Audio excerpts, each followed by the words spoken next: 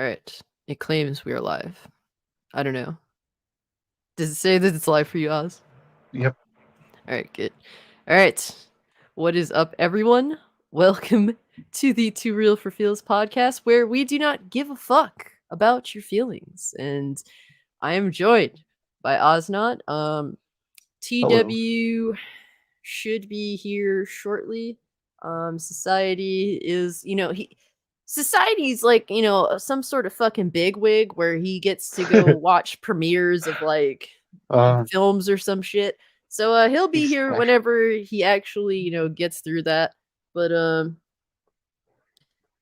oh man, it is the Christmas season. So everybody who does celebrate Christmas, I hope you are having a good holiday season. That's important.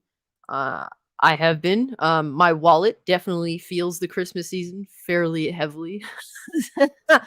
That's definitely an issue on my front. But Oz, how's the Christmas season been treating you so far? it's okay. I'm still Yeah, alive. We're all still alive, you're still so alive. Is your wallet dead yet? My wallet no, is actually, dead. it's not. Oh, really? Look at you, Yeah, fucking yeah, high right. roller over here. Yeah. That's what's up. But what's good, chat? It's good to see y'all. I always see the usual suspects, and y'all be holding it down. So I really appreciate you guys.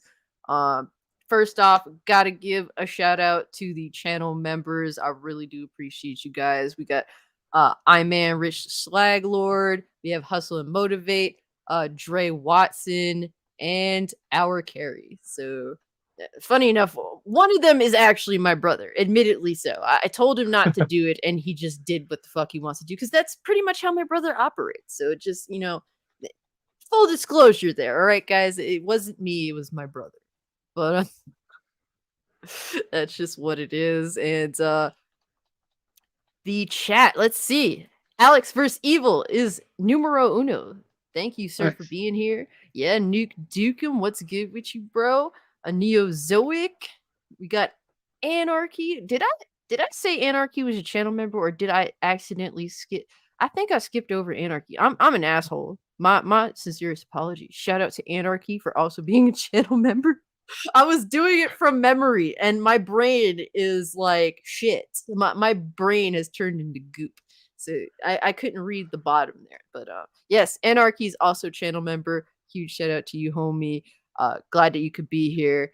And Neozoic and Berserk for Life. What is good, homies? Yes, what is good with you, sir? And Terminator 2. We stand Terminator 2 here very, very Cool. strongly. Oh Yes. yeah. Yes, better James Cameron days, okay? Way better James Cameron days. These days, he made $1 billion in the box office with fucking stupid ass looking blue people, and thinks that he's on top of the world. Yeah. Meanwhile, that shit is just garbage. And it took him I'd what, rather like, watch. rather watch what? I'd rather watch the Smurfs. I'm sorry. I've never been a Smurfs fan, but at least you recognize those characters, okay? Those are, they have stood the test of time. I'm actually shocked that Yeah. they had like Smurf movies in recent years. It's been a while, but people still go to see the Smurfs. It's kind of crazy because I've kind of hated the Smurfs, but Papa Smurf for the win, bro. Berserk for Life says he's been working a lot recently. Got to for the holiday season, bro. Got to make that money. I got you, bro.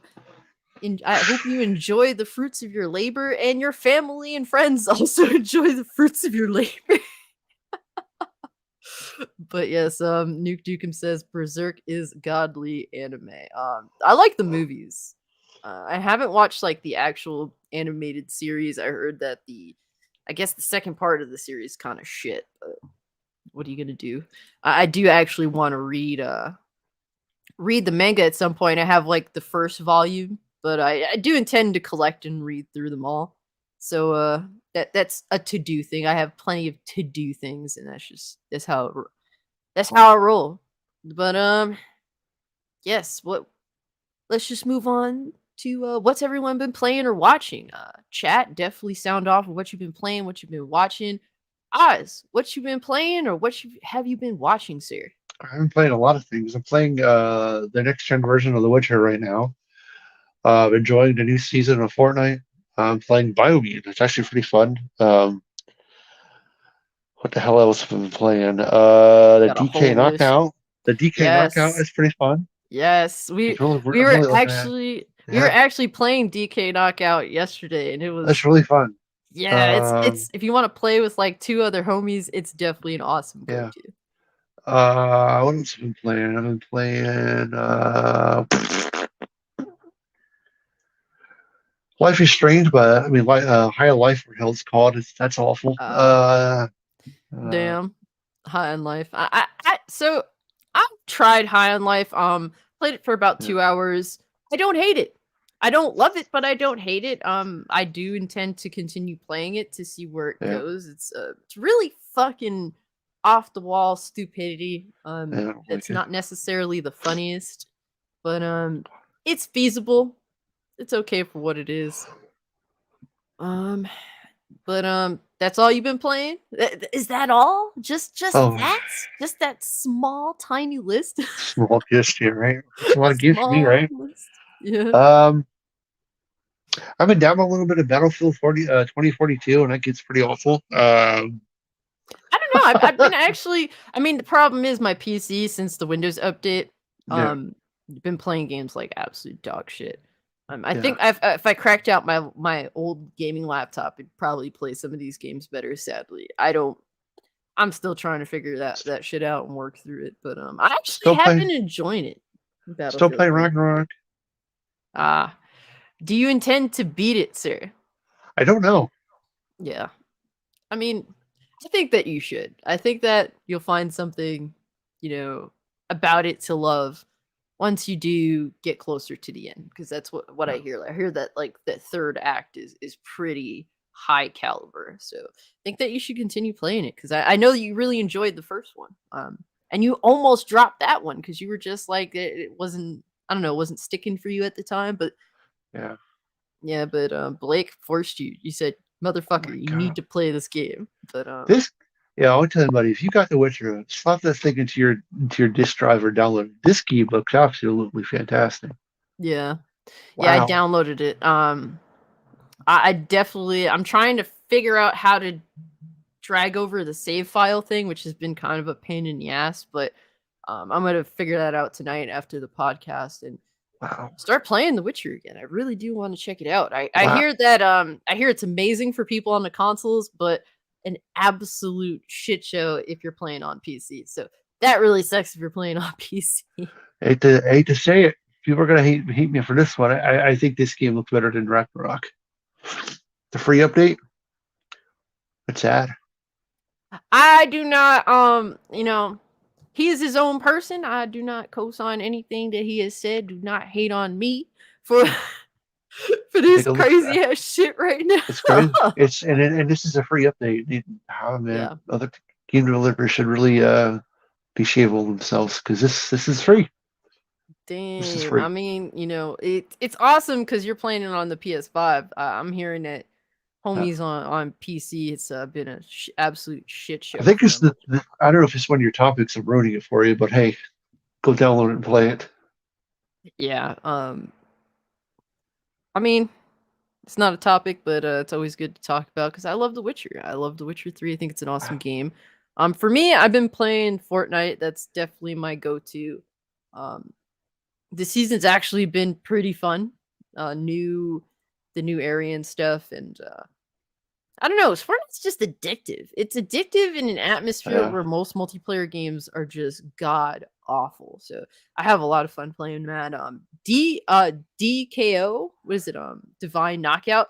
That yeah, game's addictive. That game is yeah, fun. High Res Studio is amazing at making genuinely fun games. Like they may not be the best lookers by any means, but they know how to get people addicted. And knocking someone off the stage is very very satisfying. So I know it's a PS Plus game. I know for I think at least for a limited time it's free to play on other consoles or other yeah, platforms, but I'd yeah, suggest giving it a shot. It's actually really really fun, yeah. honestly. It's fun. Yeah, I've been enjoying that thoroughly. What else have I been? I don't remember. I played a little bit of Splatoon. I can't play that game unless I'm docked. Yeah. Like I tried to play on the Switch, lost every fucking match because like I took my Switch into my game room because I was hanging out with Ziggy, and yeah, I didn't have the ability to dock Splatoon 3 in the game room, and I got the shit beat out of me. But when I was playing docked, I was doing pretty well. I don't do the whole gyroscope thing. I hate that kind of stuff, so it's definitely not for me at all. Um, what else have I been playing? I can't even think. So much going on. Oh, I tried High on Life, played it for about 2 hours. Like I said, don't hate it. Um, but not crazy about it either. I still have to play it a little bit more. Battlefield 2042, I've been playing just straight up team deathmatch, and I've been having fun with that. Keeping it, simple on that. But yeah, I mean, um, the gaming is gonna start. It's already picking up. Like there's so many RPGs that I want to buy, but it's like it's there's just not enough time. There's not enough time for all these RPGs that are coming out that I want. I Oh, definitely want to play Chains of chain Chaos. I'm playing that too. That's good. chains of chaos. Yeah, I think it's what it's called. It's really No, I cool. think what is it, Echo Change or something like that? Echo Is that what? Chain. Yeah, I'm sorry. Gotcha. Yes. Yeah, I need to. I'm going to start playing that fairly soon. That game looks really awesome. I'm a sucker for 2D pixel art that looks gorgeous. That looks like some of the best. So that is downloaded. It's on Oh, my to do. Um, but yeah, guys. Some of you guys came through, so definitely want to say what's up. We got Infinite Umbra. What's good, fam? Good to see you, bro. And Dre, what's good, Dre? It's really good to have you here as always. He's been on that Need for Speed bound so far, and that's it's good. about it. Okay, yeah. A lot of people have been addicted to it, man. I've been hearing a lot of the homies just like, yeah, this shit is amazing. It's a lot of fun. So it manages to be addictive. That's what's important. People are really into it. And Okay. Nuke is asking if High on Life is about drugs. You start the game and your sister offers you a line of coke.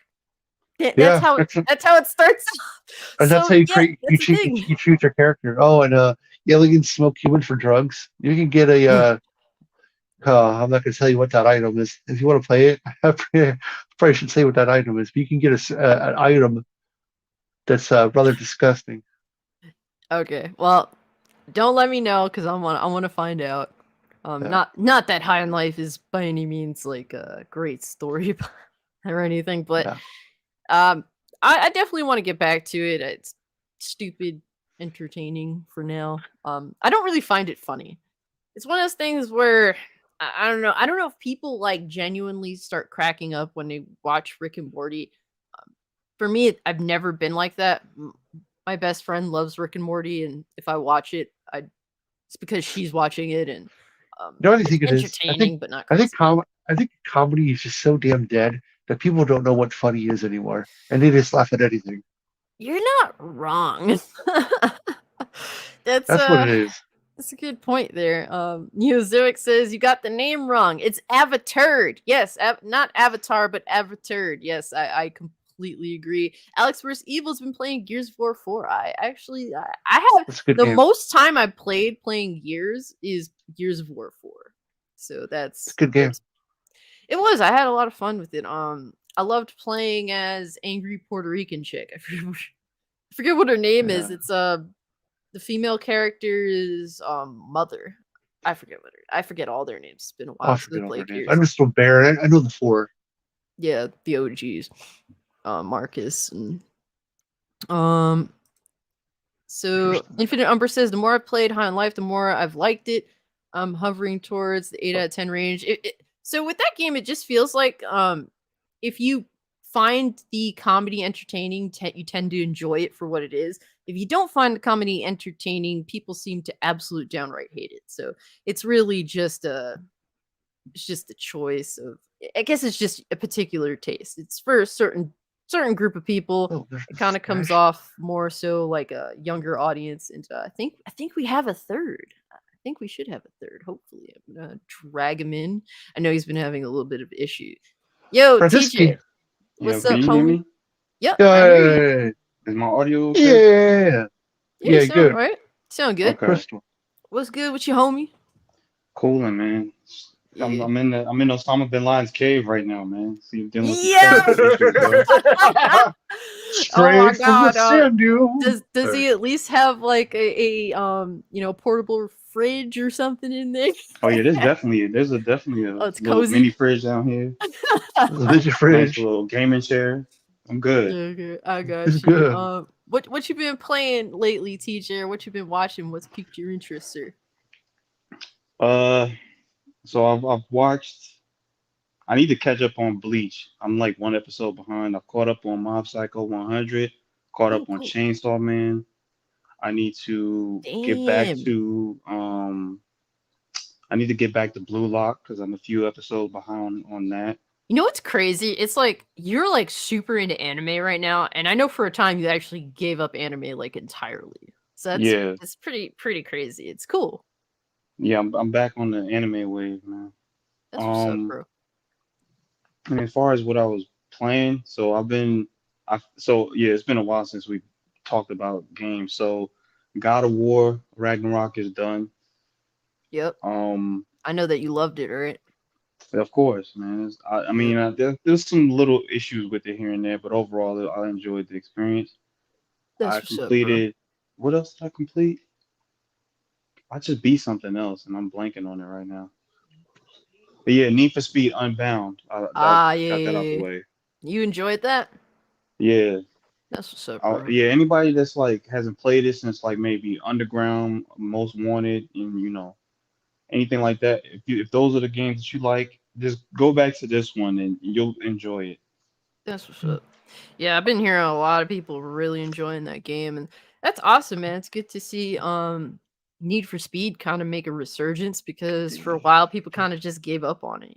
So that's what's up, man. And Anarchy said he's been playing Tales of Rise and Witcher 3. That is what's up. I know he was super hyped for the Witcher 3 next gen upgrade and Oh yeah, and uh one more thing.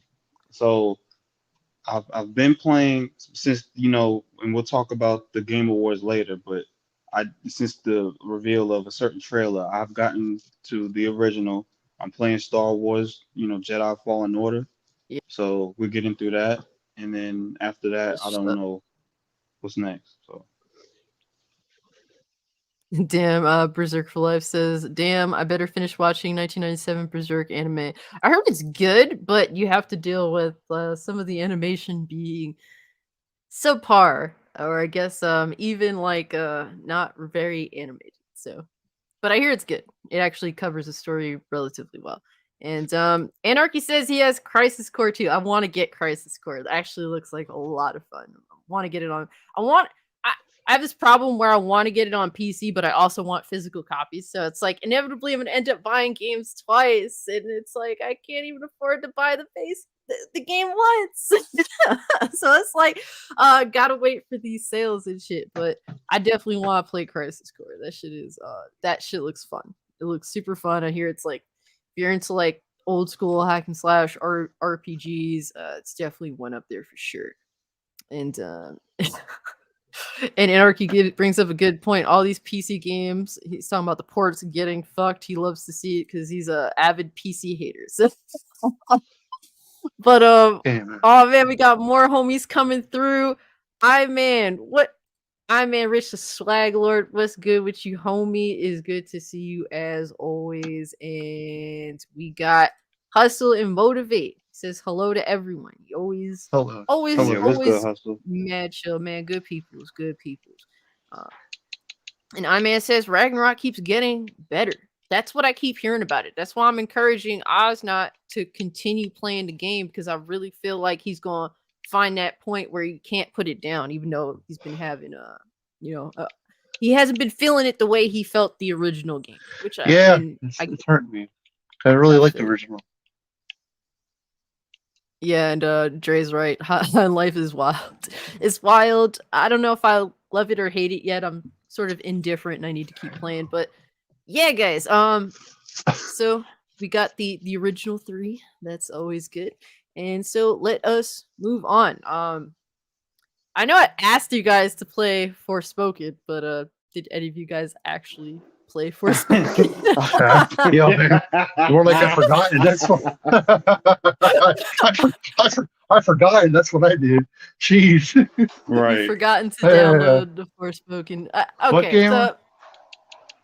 so I did play and I got through the demo for Forspoken, and Good for you. honestly, it's like a mixed bag. To be honest, it's made by the Final Fantasy 15 team, and it kind of feels a lot like Final Fantasy 15 in some really weird ways. The game visually, it doesn't look the best, and I've tried all of the options, and it doesn't look bad, but it just doesn't look quite crisp either.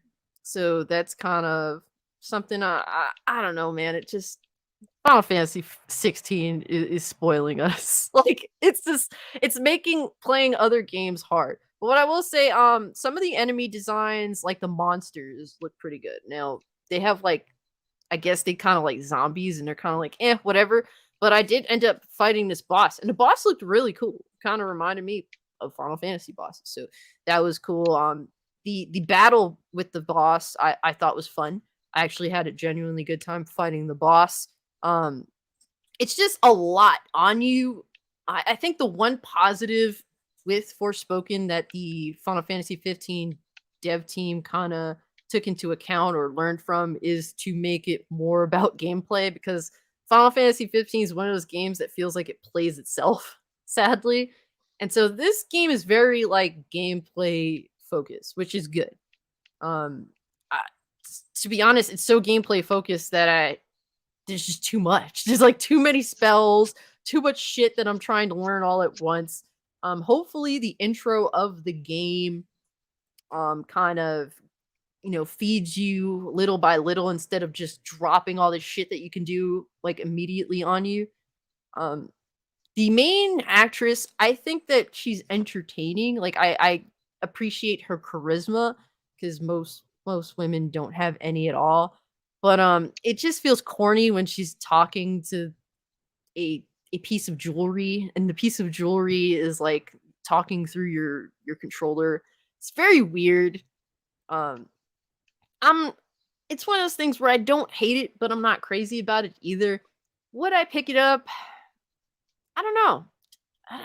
Not day one. Definitely, to me, it's not a $70 game. You It get looks discounted. like maybe if there's like nothing to really play, it's not a game I go out of my way for, but it's not bad either. I actually think that the gameplay is pretty decent. The animations are a little bit weird. The game's trying to move fast, so it's one of those things where it is kind of fast. I think that there's something here, but it's going to come out next year, and I feel as though the game, rightfully so, is probably going to get like passed up because just everything else coming out in the beginning of next year. So it's like, it seems like a decent game, but it's not like top tier, and we have a lot of potentially top tier games coming out early next year. So this is a game that we kind of felt from the very beginning it's going to get lost in the shuffle. And if they have some really good boss fights besides the one that I played, it could end up being like a little bit of a hidden gem. But yeah, I'm kind of like, it's pretty interesting, but would I buy it? I don't know. Maybe when it comes to Xbox Game Pass in like 5 years or something. That's when you'll try it, Oz. Oh, I'll forget about that time. Yeah, I mean, I'll forget about it, but I know. Yeah, it's kind of sad, because I think that the Final Fantasy 15 dev team is really trying here. They clearly took criticism from 15 and were like, yeah, let's go more like work on this gameplay, make the gameplay more depthful. And I feel as though they did manage to adequately do that. So look, I hope that if the game is good, the game does well. If the game is shit, I mean, it is what it is. You're just gonna take it out. I mean, if I'm gonna play like a witchcraft wizarding game, I'm just gonna wait for the Harry Potter game, because that game looks fantastic. You're not wrong. It's just, and that game's coming out in the beginning of next year. So it's Yeah. like, this game is lost in the shuffle. It's just, They showed more maybe, gameplay of that today. That game looks insane. yeah. Yeah, it's, actually, I didn't check that out. I Insane. need to check that out. Remind me to It's check that out. crazy. Yep. Yeah, I Yeah. forgot that they did a showcase. I think it was. Oh It my was god, this dude! morning. They just didn't know that game. I don't know, man. I don't even like. I don't mess around with Harry Potter like that. But man, this Me might neither. just to play it, just to Yeah. experience it. It's like, wow, man. Yeah, it just, that game has a lot of people interested that aren't even into Harry Potter. I'm interested. I hate Harry Potter. I genuinely think it's corny as fuck. And yes, throw your fucking pitchforks and throw your pitchforks at me. I just think Harry Potter's so fucking corny. When I look at this game, I forget what it's called. It's But, called Hogwarts. Hogwarts Legacy. Yeah, Yeah, you're right. Hogwarts Yeah. Legacy. Yeah, when It's I literally, look at the game, it looks cool. It's an RPG, and I'm very interested. dude. They said that you can like customize your own character, but not only that, you can customize your own room and put like mods on it to fly faster and all this crazy stuff. Like, yeah, this is insane. Yeah, I feel you. Let's see. Anarchy says, Frey from Forspoken has more personality than Aloy in 2 games. Damn, that's tough. Listen, Yeah. Kratos has more personality than she does. Okay, that's saying something. I mean, but like, I don't know. I'm a sucker for characters in a constant state of brooding, and Kratos is definitely one of those types of Kratos dudes. hates everybody, so that's why I love him. Yes, yes. Let's see. I wanted to pull up something. Oh yeah. What's good, Yokai Gypsy? Good to see you as always. Said, bro, that story about the parents suing the makers of Fortnite is hilarious. How are you going to sue for game addiction? That means they aren't doing their job as parents. It's not the company's fault. 100% fact. That's Right. a fact. That's a fact. Yo, That's the like, parents' fault. I had to cover that shit because it's like ridiculous to me. You guys know I don't like to defend big corporations by any means. Epic is a giant corporation that doesn't need my help or my defense, but they're literally trying to relate their children being addicted to Fortnite on the same level as being addicted to cigarettes. And it's just like, you're not playing video games, you're not putting anything into your body.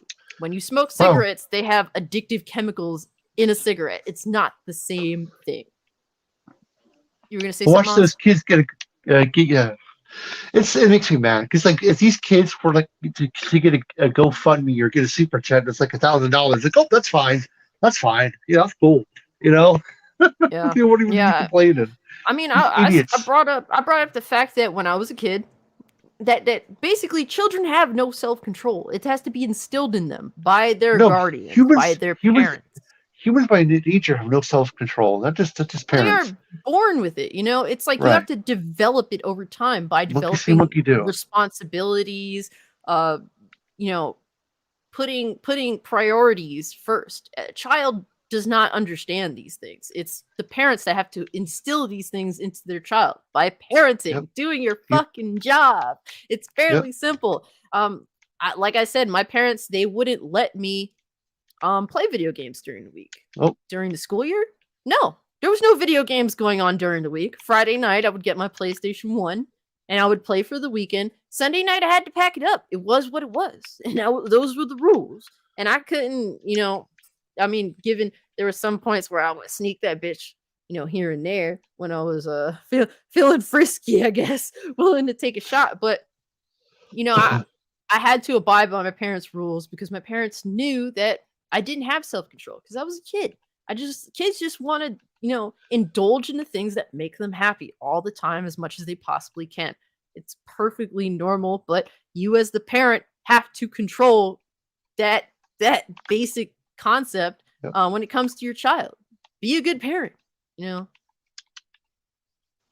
All right, it's absolutely on the parents. You don't place blame on a company that doesn't even have any sort of connection to your family in any way other than the fact that a console is in your home and that the kid is indulgent in the game. It's your responsibility as a parent to be able to restrict and give boundaries to how long they could play something. And that's on all forms of media. That's for movies, music, and video games. You're a parent. Exactly. Be a parent. Don't be the best. Any Stop being their damn best friend and be your parent. Exactly. And I remember my mother when I was younger. I was like 15, 16. You know how you be acting slick when you're 15 or 16. My mother would remind me, like, look, I'm your mother, not your friend. Okay? Like I do remember those moments, those quotes. But Neozoic says Cassie, Ozzy, and TJ are the Hogan, Nash, and Hall of the Two Real for Feels podcast. I'm not mad at that. I like that. I do like that as well. And what's I like good that with too. you, BK Boring Gaming? Good to see, bro. Apparently, he is addicted to Fortnite. I can confirm. I've played with him. He is very addicted to Fortnite. And I guess he's going to sue as well. I mean, fuck it. Why not? Everyone wants that Epic Games money. I'm sure you don't. You've given away a lot of your money, so I guess you might as well try to snag the bag back while you can. You know Right? what? We should all sue Pornhub then too, right? Big yikes. Right. All right. That's for Oh, you. yeah, That's not for me. I know we know who likes it, who that's Oh for. yeah, there's a certain women that watch it. He'll be rich Yeah. for life, bro. MK over here said he had the same sorts of rules. Was only allowed to play on the weekends, and for a few hours. That for me, like they would let me. Well, my parents, they were nice enough to let me indulge the whole weekend. So I was kind of a bit addicted on the weekends, but as long as I adhere to the rules of between Friday and Sunday. You know, as long as it's not harming your life, you're bathing, you taking care of yourself, you cleaning up yourself. You know what I mean? As long as it's being a civil. Yeah, but you know what? So this lawsuit is based in Canada. It's Canadian parents suing Epic Games, and they're saying, "Oh well, Fortnite is keeping our children from eating, sleeping, and bathing." And it's like, so you're telling me your fucking kids are Auschwitz surviving, fucking stinky, sloppy, and motherfuckers that get no sleep, that have all that shit going on. Like that's what you're telling me, and that's your fault as the parent if that Stop, is the case. I made the argument that maybe the Canadian version of child services should step in if that's the case, because you're telling me Yeah. that your kids are a whole mess and that's your fault. Yep. Damn, PK said big yikes. But yeah, I mean, Forspoken was pretty interesting. Honestly, I thought the game was going to be a pile of shit for the most part. I think that there's some good qualities there. I just don't think it's like comparable to some of the other games that I've seen that are coming out fairly shortly. So Right. yeah, that's my personal thoughts after having played that. Next up, I guess we should talk about want to fuck with some Xbox fanboys. Sure. Let's fuck with the Xbox fanboys. All right, so it's here. It's here, and the reason why I bring the fanboys into this shit is because up until just a couple of days ago, they were completely against $70 games. Yep. Completely, and Now they're fine with it.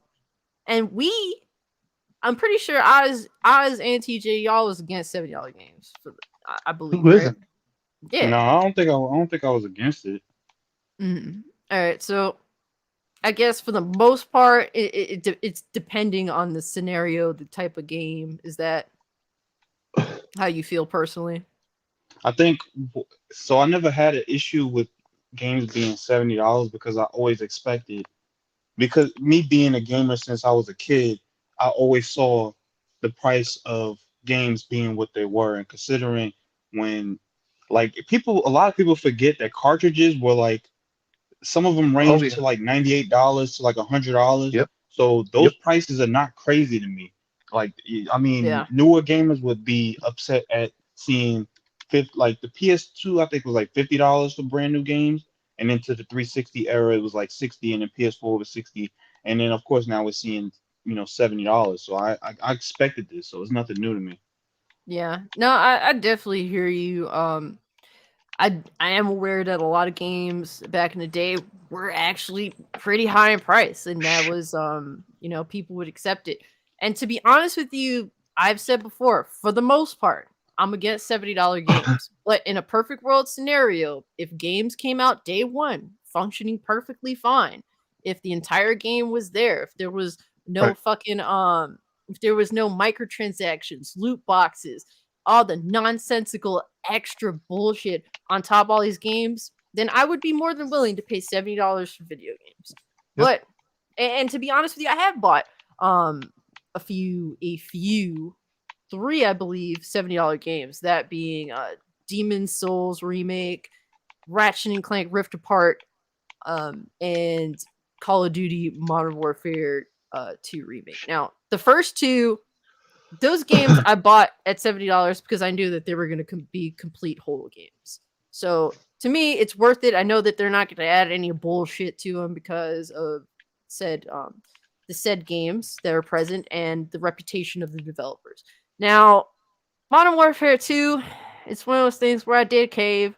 At least with Call of Duty, I mean, love Call of Duty or hate it, you get a single player, you get a multiplayer, and with this one you get a co-op. So, you know, three types of gameplay there. With that being said, I could kind of justify it, so I ended up paying the $70.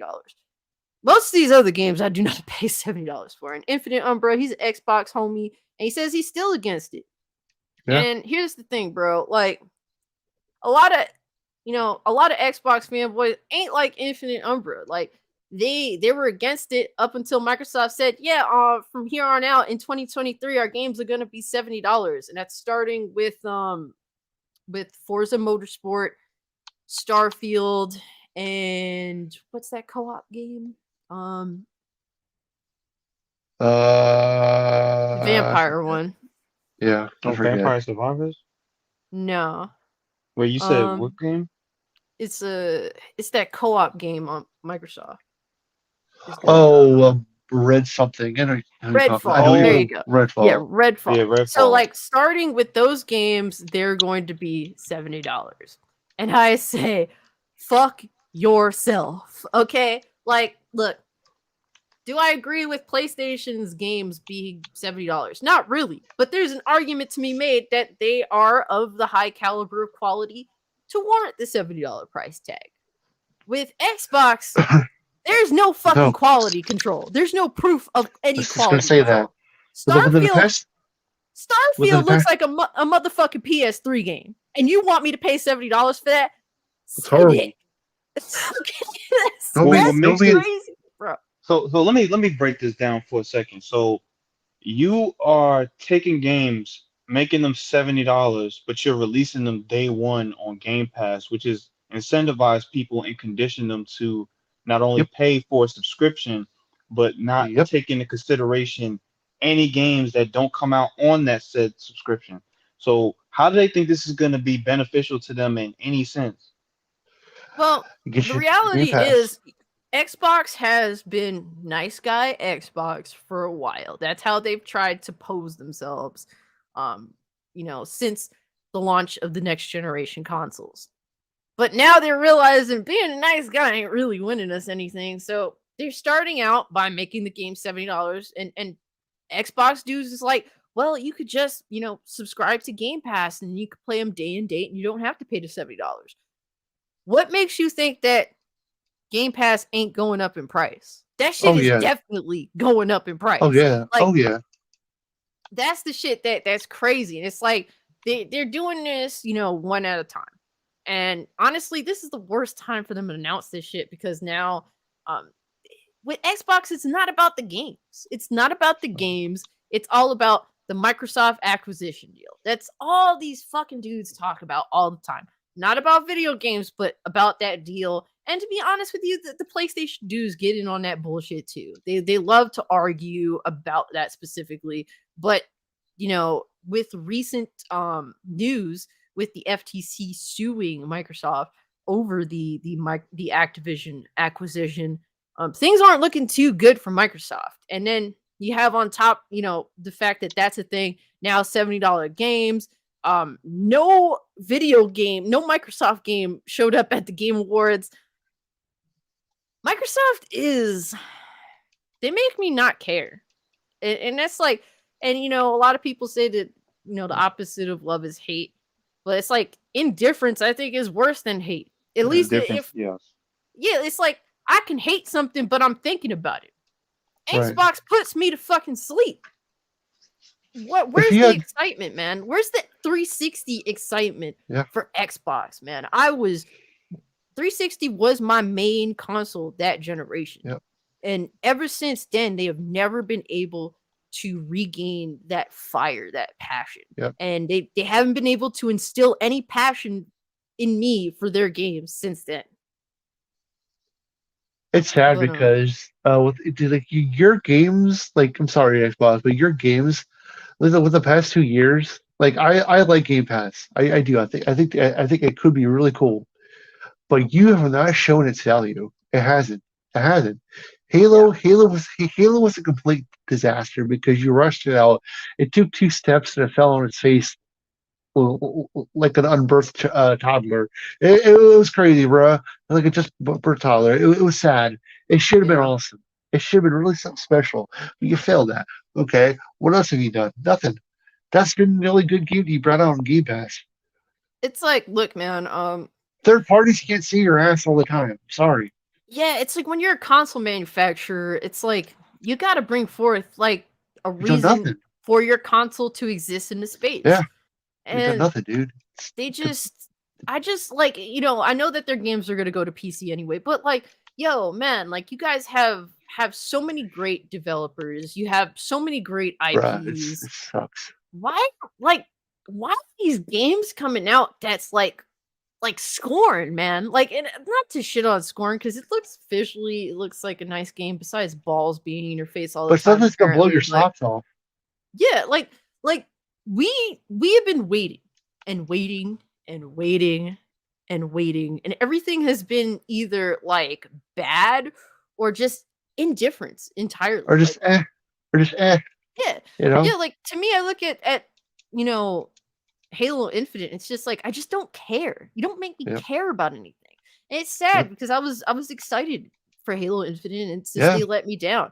And it's like Xbox hasn't proven to make $70 games. I'm sorry that I don't see it. And they're telling me that Starfield is going to be a $70 game. Starfield looks like a PS3 game. Look, and the thing is they bring up, well, the cost to make these games. It isn't my fault that you guys do not pace your developers properly.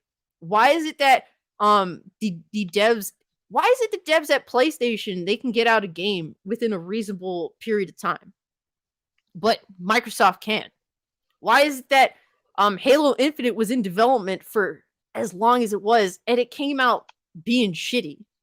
And you have some of the biggest studios. Like, it isn't my fault that you guys cannot pace your devs properly. I think that they don't need to raise the price of $70 games. I think that they need to get rid of the people that are managing these dev teams and get people that bring fucking results. Because we're getting either no results or poor results. That's the problem with Xbox, as far as I'm concerned, unless they prove me differently. But when I see a lot of these devs having the same problems, delays, games coming out unfinished, unpolished, all that shit, and it's like it's between many different devs, that makes me look at their management and say something is wrong with the people that are running the show. And I shouldn't have to pay more because of that. If you guys want to be, if you guys want to just say fuck it all and just throw shit at the wall and hope it sticks, don't expect me to pay for, your ignorance or your just lack of ability to produce.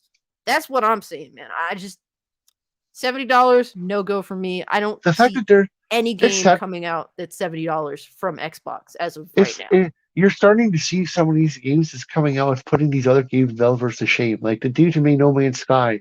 If you own that copy, own one copy, which you can get the game really cheap now, every update to that game has been 100% free of content. 100%. And that game looks night and day, way better than Starfield. And that's what Starfield is. Starfield's just it's a blatant ripoff. It's a blatant ripoff of No Man's Sky. That's sad because No Man's Sky is actually a good game now. I don't want to say that it's a ripoff of No Man's Sky, but it just doesn't. It's not a next gen looking. No, it's not. It's not. It just It's just like CD Projekt Red right now. They're putting a lot of these game developers to shame too because their update looks better than some of these damn games, and it's free. It's free. It's free. Yeah, I mean, like, I just think that they should, until you could properly manage your devs teams, I think that you should eat the cost that it takes. Yeah. If it takes you, it's clearly your fault. It takes fucking 5 to 10 years to make a mid game. And they don't need That's the your money. fault. They don't need the money. They're Microsoft. They don't need the damn money. Get out of Well, here. I mean, look, man. At this point, if Game Pass isn't producing financial results to keep you guys doing what you got to do, you got to make changes. Yeah. And $70 games is not the change. I'm Yeah. talking about It's bad. actually working towards producing results. I mean, why is John Carpenter one of my favorite directors? Because you could give that dude a $300,000 budget and the motherfucker made Halloween. Okay, like, Yep. This minuscule amount of money and his ability, and anybody that has worked with John Carpenter said he was profound at having everything set up, at having a schedule, at being responsible, and that's how he was able to make great games on shoestring budgets. If Microsoft, I think, is a company that honestly they kind of run like the government. The government's just like, except obviously the government steals money from people, so they're allowed to just kick the can down the road sort of deal. But I feel as though Microsoft has so much money that they're just like, well, let's just let this one go by. Let's just let that go by. That's no big deal. We'll just, it's taking more time. No big deal. Nah, y'all need to, it's starting to affect your consumer now. So y'all need to stop. Y'all need to address this issue. That's how I feel about that. I'm not paying for Redfall. Redfall looks like a fun game. Does it look like a next gen game? No. It looks like a fun game that I could play with you guys. Right. Is it worth 70? I don't see it. For a co-op game, most co-op games come out at a rather cheap price, like $30, $40, $50, because they know their place. Okay. Right. Like they typically don't have the most amount of content, but it's games. It's a game that you can play with your friends, and that's what truly makes it fun, playing with your friends. So Redfall doesn't seem to know its place as a co-op game. It looks fun, but it doesn't look like a $70 game. Starfield looks like a PS3 game. So I don't know where they're coming up with that. The only case that could be made is for Forza Motorsport, because while I'm not into racing sims, there's always a level of quality to those games. While I don't like the $70 price tag, I think that's the only game that has an argument that can be made. And guess what? Racing sims are a niche game, and by raising the price, people are just going to be people that are like, maybe I could give this a try, are going to be like, nah, fuck all that. I'm just going to get something else.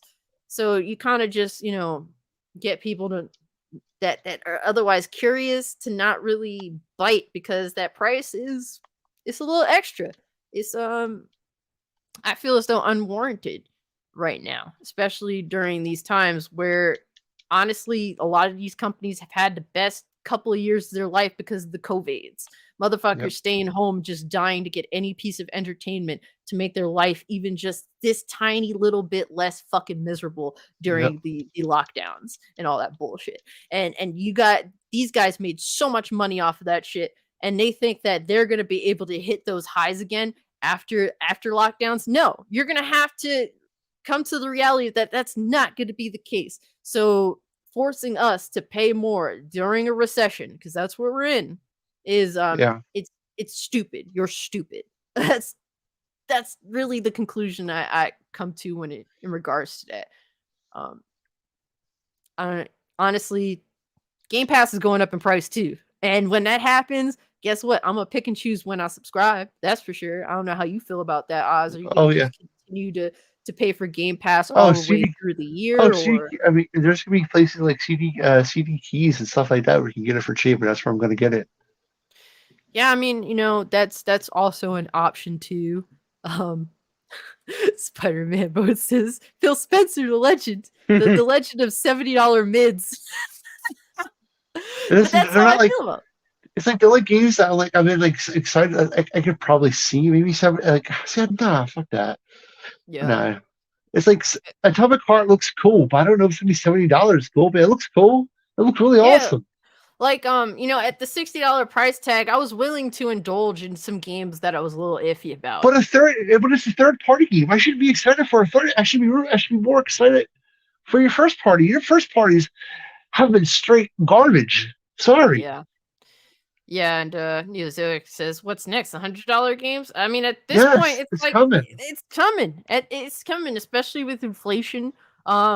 Literally just everything just going down the fucking toilet. And Infinite Umbra says it's unacceptable by them not showing up with something at the Game Awards. Yeah, it's Yeah. like, bro, like you got us to buy your Xbox console by showing up to the Game Awards before the launch, and now what? You guys bring nothing. You know what? You know what? I'm even convinced to the point they don't give a shit about the console because it's just they like well don't. we're not because you know why? I have a really bad like future I have a vision of the future. This probably will be the last generation of consoles because if they know now everything can just be ported right to your freaking television. Because look at Yeah. the new Samsung TVs. Xbox Game Pass is right there. They don't gotta make a new console. They know it's right there. No, It's in your they TV. just well, And consoles Sony's are on a limited, and I, time deal. I bet you, yeah, Sony's gonna do the same damn thing. They're right behind them. Like, oh well, Yeah. we don't gotta spend thousands of dollars making consoles anymore. Just put it to an app, put it right to your TV. Just click and you start playing because we can I mean, control that's that the then. goal. Yeah, like Oh yeah, their goal yeah, is they want all the yeah, games everywhere on cloud gaming. yep. And I've said this, and this is a stern thing. And it's not like it's just Microsoft that wants this. All these No, they're all companies gonna do want it. to do this shit. Yeah, They yeah, all wanna, exactly. Once cloud gaming becomes the norm, I'm fucking out. I'm a retro gamer at that point. I refuse. If yep. I can't have any reasonable ownership over my own game at all, I'm out. I'm a retro gamer. Period. It is what it is. Yep. Because I cannot be fucked with this fucking cloud gaming shit. Just A like lot of people are excited for it. And I'm just like, why? This is a no. goal so you could have less ownership over the shit that you pay for. Why are you excited for that? I mean, I guess technologically is cool, but technology just gets me access to things. But guess what? Who really does like benefit from all this technology? Giant corporations that already have billions of dollars any fucking way. So I don't need any newer, more up to date technology. It's about just making sure my game plays right. How about that? But yeah, guys, I don't know if you have anything else to say about $70 Xbox games now. It's bullshit, dude. That's not right. Yeah, I mean, look, man, I haven't paid full price for I have a question. What a do you think PC game. if they're gonna do this? Who when is Steam gonna start charging? 'Cause I bet you they're gonna do I it. mean, some games on Steam are $70. Some companies are No. smart and realize that The motherfuckers. publisher dictates how Yes. the pricing is. So When Yes. if Microsoft says it's $70 on Xbox platform, it'll be $70 on PC. what I'm getting at is when is Steam gonna go, we need to start charging for our service. What do you mean for their service? For their games? Yeah. No, just their Steam- service in general. Like Game Pass. Like that's a service. They don't have They to gonna come out do in those it. service? They don't have No, to they do it. don't have They to. don't do have that. to. They don't have to do it, but they can make money off of it. I bet you they thought about it. Steam has proven that they don't cave to competition. I mean, look at the Epic Game Store. Steam has largely ignored the Epic Game Store's existence, and guess who's still the leader on PC? Steam. I bet you someday they're gonna do it though. I just have a feeling. I don't. They're independent. They're an independent owned company. Like even though they're a $1 billion conglomerate, they are independently owned. They don't have to do anything if they don't want to. Yeah. And Neozoic says physical copy all the way. Yes, sir. Yo, what is good? Nola boy, how's it going, bro? Hope all is well with you. And let's see. They can't even get that right when it comes to fixing a game. You got the nerve to charge 70 bone. Exactly, bro. Like I said, in a perfect world, I wouldn't mind paying $70 for games. But gaming ain't perfect. It's actually more fucked up, in my opinion, than ever It is before. horrible. And that's why I refuse and I avoid. I refuse to concede in most cases. They caught me like 3 times, I think, so far when it comes to video games paying $70, but it is rare when that happens. It's been 2 full years of these consoles being out. I only paid $70 3 times. And when, back last generation, I was buying $60 games left and right. Every time I turned, I was going to GameStop, copping a brand new game or getting a new game in the mail from Best Buy. Like that was me last generation, full price games, physical copies all the time, every time I turned around. These days, I don't mind waiting, and not for nothing. With all the storefronts I got on PC, it's rare when I pay full price for a game. Very, very, very rare. There's just no point to me. PC Master Race at the end of the day, because I could find that shit cheap. Or if I really hate you, I could find that shit free. So that's what it is.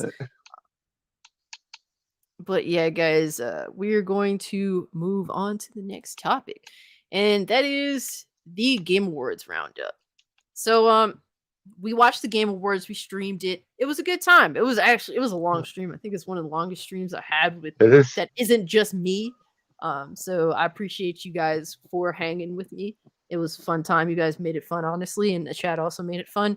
But I think we came away a bit disappointed. It was sleep fest, man. Let's just get into the first part. The first thing, the kid at the end of that was fucking insane. That kid just walked. If you go rewatch the video, homeboy literally said "fuck it" and walked from the crowd right behind the devs from Software. Stood there for multiple minutes as the From Software devs gave their speeches, and as he was walking up with the From Software devs, he was patting them on the back like, congratulations. You can actually see it in the fucking video. It is insane that nobody noticed at all. And I mentioned immediately from the beginning of the awards, Jeff Keighley was clearly either intoxicated or high. You could tell by his eyes. He looks super high, bro. He was on that good shit. And apparently it was too good, because how the fuck did that kid manage to pull that shit off is beyond me.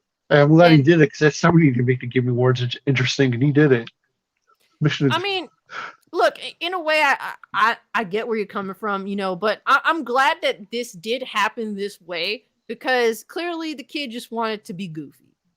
It wasn't like he had ill intent. It's not like he, did anything nefarious to the devs by any means, but it showed that clearly they have a security issue. Absolutely. At the Game Awards. So I'm glad that it was not nefarious what he did to prove that, y'all need to work on security, because that could have been somebody that had who knows what and could have did who knows what to who knows who at any time up in front of everyone. And the fact that he was able to do that has shown other people, maybe I could be next to do something crazy or take it to the next step. So I do hope that the Game Awards really takes that shit seriously and make sure that something like that never happens again.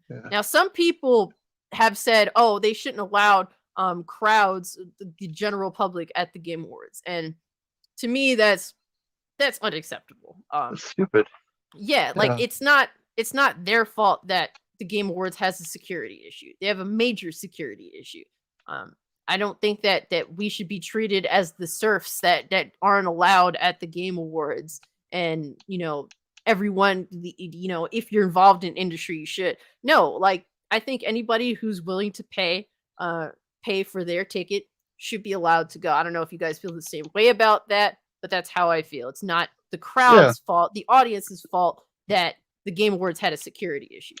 Yeah, it was an oversight. Like, Jeff is fully responsible for that lack of security for anyone that hits the stage, anyone that enters the auditorium, that sits down. They're thinking they're in a comfortable space, and some random person gets to go on stage with a development team. And it's like you said, thankfully he didn't do anything nefarious, but had he pulled a gun, a knife, any type of weapon and harmed somebody, Jeff will be fully responsible for what Oh happened yeah. to that individual. So Yep. as much as what he did was like funny, it still like shows a lack of Scary. like discipline in regards to how they set up this entire award show. Yeah, Yep. and Neozoic brings up that the kid did get arrested. Apparently I hear that he's a bit of a troll in general, like bit of like protest level shit. And I forget what he said. He said, I want to dedicate this award to my something rabbi, Bill Clinton. Bill Clinton, and yeah. and when we watched it, we just kind of were like, huh? And then we just moved on. But We laughed at it. It was pretty funny. yeah, I mean, it was pretty silly, but he did get arrested. I think he's like 15 or 16 years old, and he got interviewed. To be honest, I don't give a fuck about what he had to say. He had his 5 minutes of fame up there, and I whatever. wouldn't I even don't say really 5. care. It was literally 2 seconds of fame. That's all he has. No one cares But after this th- award th- show. what's crazy though is that he was up there for as long as he was. Like Yeah. literally, Nobody like knows, like, hey, Asian, nobody. Asian, Asian, Asian, Indian. I don't think he's supposed to be there. Yeah, that's crazy to me. I think I'm glad that, like I said, it happened in a Nobody got. Yeah. non-nefarious way, so that adjustments can be made. Because clearly, that's what needs to happen. They need to be on top of their security. These people, these individuals that are there, should be able to go there and feel safe. Yep. That's the main goal. Anybody that goes anywhere, and interesting, such as the Game Awards, has the right to be safe wherever they go. And I will say though, Christopher Judge needs to be stopped when it comes to giving acceptance speeches. Yeah. He needs to be stopped after he was there and there and there talking and talking and talking, and then after he was essentially they started blasting the music like get the fuck out of here. He went on Twitter and said, "Yeah, I actually didn't finish my speech. I just want to thank my wife." Like, huh? Yo, weren't if you you done? listen close to that speech, he actually thanked me too, by the way, since he was thanking everybody. This nigga's crazy. Yo. Hell, he would think lemonade. All Yo, right. this is why Joe Bye, Megan. Pesci. This is why Joe Pesci is one of the greatest of all time. When he accepted his Oscar for Goodfellas, he literally walked up to the stage, took the Oscar, said, "It's my privilege, thank you," and walked away. That's literally his entire acceptance speech. This is why he is the fucking GOAT. But yeah, like that's crazy. But look, honestly, I was kind of disappointed with the Game Awards when I first watched it.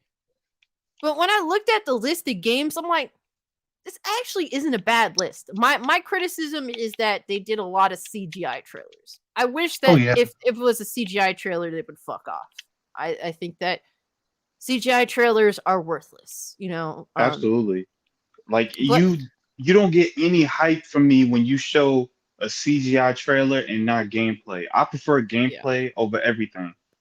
What's crazy, like what was the worst one of all is Diablo 4. They literally did a whole orchestral performance just to show a fucking CGI trailer. Yo, that's insane. And that shit made me feel really uncomfortable. Listen, I love heavy metal, bro. I listen to all types of weird, crazy shit. Okay, Marilyn Manson, you name it. Cannibal Corpse, you got it. But you got me sitting there making me feel uncomfortable with Death Metal Baby Boop Betty Boop over here. Damn, I felt weird, bro. That was weird. I wasn't listening at all. I was zoned out at that point because it's like, okay, orchestral nonsense. I'm just gonna ignore and wait till the next thing. And the next thing was a fucking Diablo CGI trailer. Gotta love the games industry where they just don't fucking get it. How many award shows and events surrounding by showcasing new games have there been, and why is it that they don't understand we don't give a fuck about CGI trailers? That's crazy. But when you actually look at the list, man, Final Fantasy 16, Armored Core 6, Hades 2, Judas, the BioShock successor, I believe, Death Stranding 2, Idris Elba confirmed in Cyberpunk 2077's DLC. The Star Wars Jedi Survivor, Diablo 4, Street Fighter 6, Tekken 8, Suicide Squad, the Super Mario Bros. Movie trailer, Horizon for what is it? Forbidden West, the what is that? Fucking the VR. Yeah, I believe it's the VR, right? No, it's the DLC. yeah. Crash Team Rumble. I'm just gonna call that shit Crash Bash 2. A new Warhammer game. Celeste Creators game. The Bayonetta Origins, even though I think that's a giant pile of shit. Hellboy game. Like this crime boss. Realistically, this is pretty good shit. The Lords of the Fallen. The Last of Us 2 confirmed for PC. Returnal confirmed. That's a lot of stuff, you know? I really gotta say, when you actually look at it, it's a decent amount of stuff that was presented. What's really, you know, piqued your interest from the Game Awards games, guys? I'll set it off. I'll set it off. So a lot of the indie games that they showed off, I have interest in. So Judas Yeah. is a game that I have interest in. Obviously, Ken Levine, who's from Irrational Games, you know, former BioShock, you know, lead developer. Um, I like that. Replaced is another game that we was really like hyped about when they Oh showed it yeah, off yeah, because it was a, you know, had a nice art style to it. It was I think it's a 2.5D game.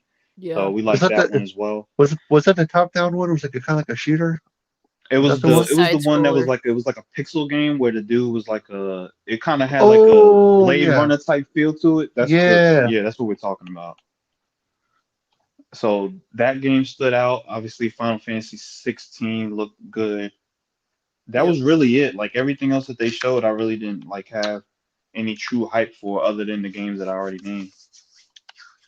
Yeah, I got you.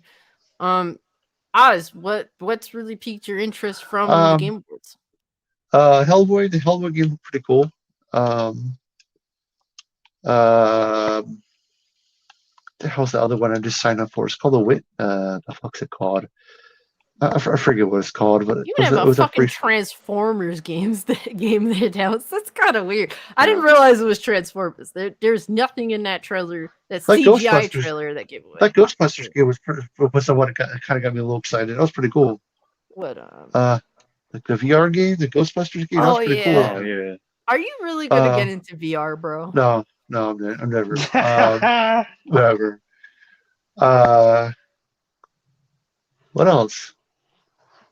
Damn, I can't think of Well, that right Crime now. Boss was pretty cool because it had Chuck Yeah, Norris and and Danny Danny Glover, Vanilla Trejo, Ice. Vanilla I just, Ice. I just want to get it because of Vanilla Ice. When hell has ever been, Yo, bruh?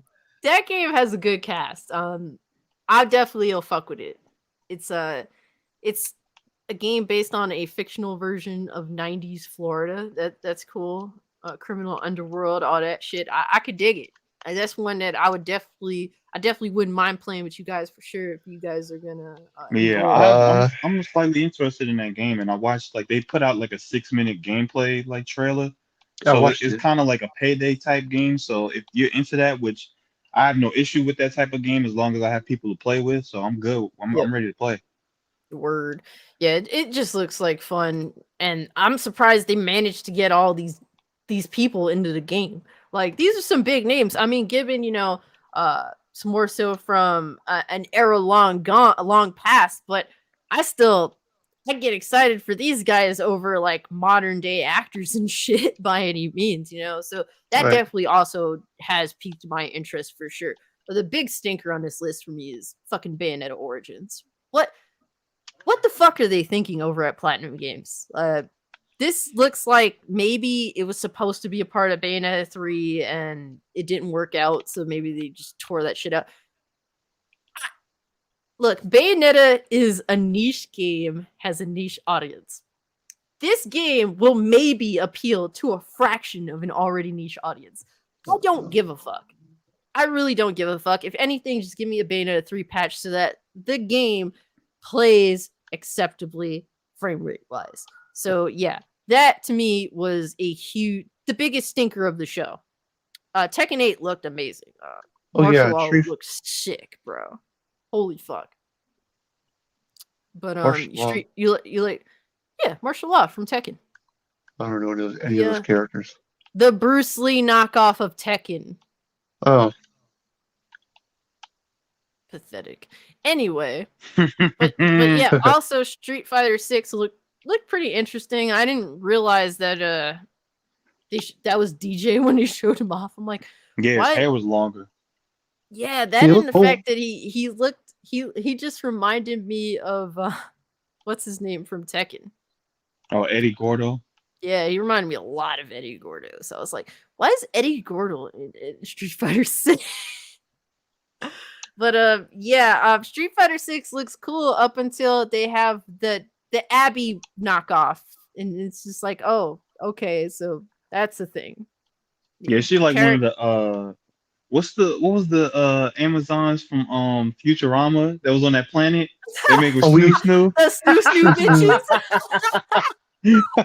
That's what she look like, yo. But at least those were actual women. I don't know what that thing is, okay? I'm sorry, I do not give a fuck. That shit is ridiculous to me. So yeah, Street Fighter 6 on some weird ass shit. I don't understand why they can't make characters that are just appealing. And I actually, I would love to play Street Fighter in a way that, oh my god, I don't know who to play as next. It's like, for me, I don't know if I'm gonna get Street Fighter 6 until, we got what's his name? Fuck, do I get over there? Fucking Bruce Lee knockoff in there. Are you talking about Fei Long? Fei Long, yeah. If once Fei Long is in there, I'll simp. But until then, I don't know if I really want it. Maybe the side shit will interest me. But if you're telling me that you're pushing characters that I'd rather die than play as, I think I'm good. And I don't know who this appeals to. Are they trying to get the LGBT on board with Street Fighter 6? I mean, oh yeah, that's you're aiming the game at that tiny fraction of the game. You know what?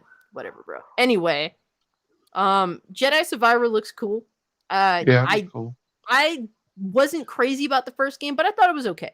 I think it was a pretty fun game for what it was. I think what kind of makes me say it was just okay was the fact that on PS4 Pro it ran like dog shit. But I would like to go back to that game to play it. I don't know if it'd necessarily keep my interest, but I wouldn't mind giving it a try running at locked 60. That would be nice. I know Kojima fanboys are hyped for Death Stranding 2. I still need to play the first one. I think I am going to commit to trying to play the first one. I don't know if I'll get through the Amazon delivery simulator, but it does interest me. And Judas definitely looks awesome. It looks a lot like BioShock. So that's cool. The BioShock game. I forgot about that. Yeah, and but the biggest one for me is FF16, guys. We got the release date being, was it June? And yeah, I think it was June. That game, it keeps holding my interest. It keeps having me hyped. That looks like I said, I keep saying it looks like a game of the generation.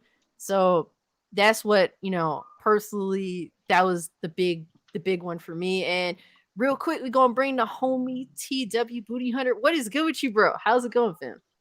It's going pretty good. I'm trying to see if I can pull this off. Right now I got I got Vampire Survivors on one screen, and then I got this on the other. I'm gonna try to see if I can pull this off. Well, I mean, and I also your got frame rate. Your frame rate is like 10 frames, but hey, we could actually see you making some form of movement. That's cool. No, I'm fucking with you. You're good. You're good, bro. But it's good to have you here again. Appreciate it. But hey.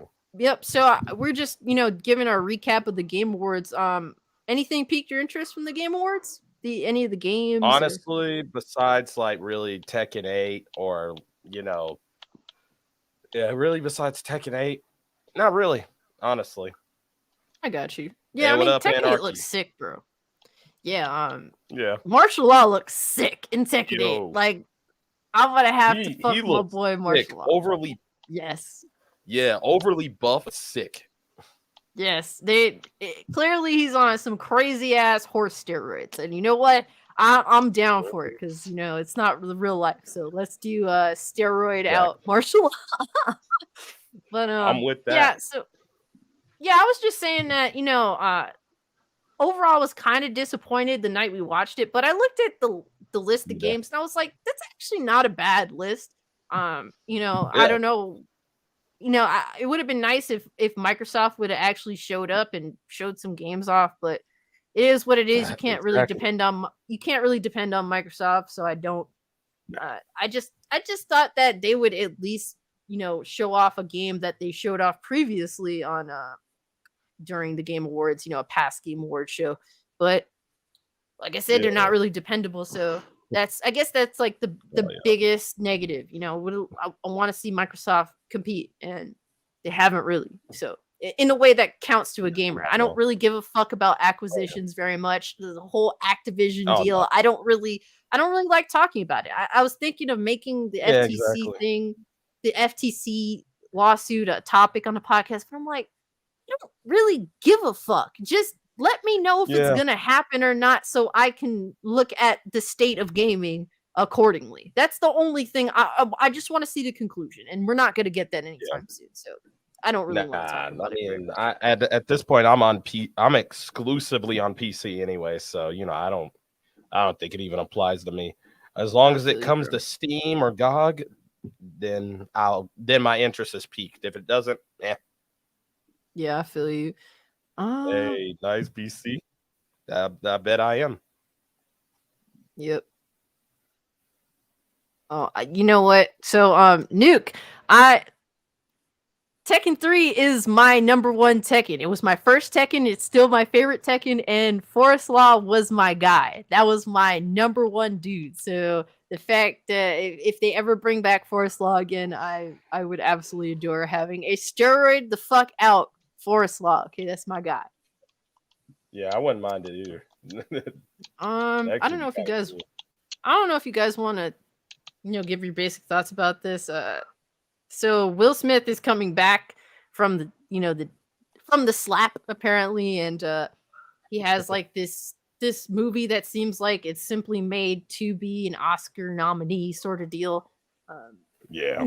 Oscar bait type of movie. It's regards to the topic of slavery, like we haven't had a million of those before. And I'm hearing that it got shut out of the Golden Globe nominations. I wonder if you guys have heard about the movie or Will Smith. I did hear about it, and the moment I heard that it was a slave movie, I instantly didn't care, because at this point, like, I don't need to see any more like slavery type movies. They're not like, we know what it is, we know what happened. I don't need to see it. I don't really care to see it. Like, I've seen plenty of them in my childhood, in my teens. I'm a grown man. I've had enough. It's cool. Like, I'm good on that. Yeah, it's one of those things where it's like, I've seen a lot of these types of movies talking about the subject matter in a serious subject matter, and but I feel as though there are plenty of films or even shows in the past that have done it better. And a lot of these movies that come out now, they seem to be Oscar bait. And anytime a movie that discusses slavery comes out, it's one of those things where a lot of white people just want to pretend to care, so they'll automatically nominate it for an Oscar. And it's just like, I just feel like these movies are made for that, and also to just make everyone miserable. And it's just like, look, bro. You want me to care? Turn Roots into a comedy. That'd be hilarious. Let's do this. Okay. Anyway, it's only gonna be 3 people on the show now. Thank you. Directed by Dave Chappelle. Roots. Let's do it. Anyway, I do not co-sign any of this shit. All right.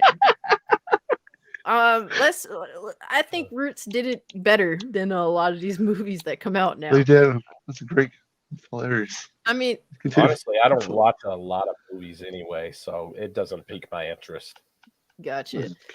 All right. So, what is good, VG Legends? It is good to see you as always, bro. Hope all is well with you. So we're going to move on to the next topic, and that is Spider-Man Across the Spider-Verse. I watched the trailer. Have you guys watched the trailer by any chance or no?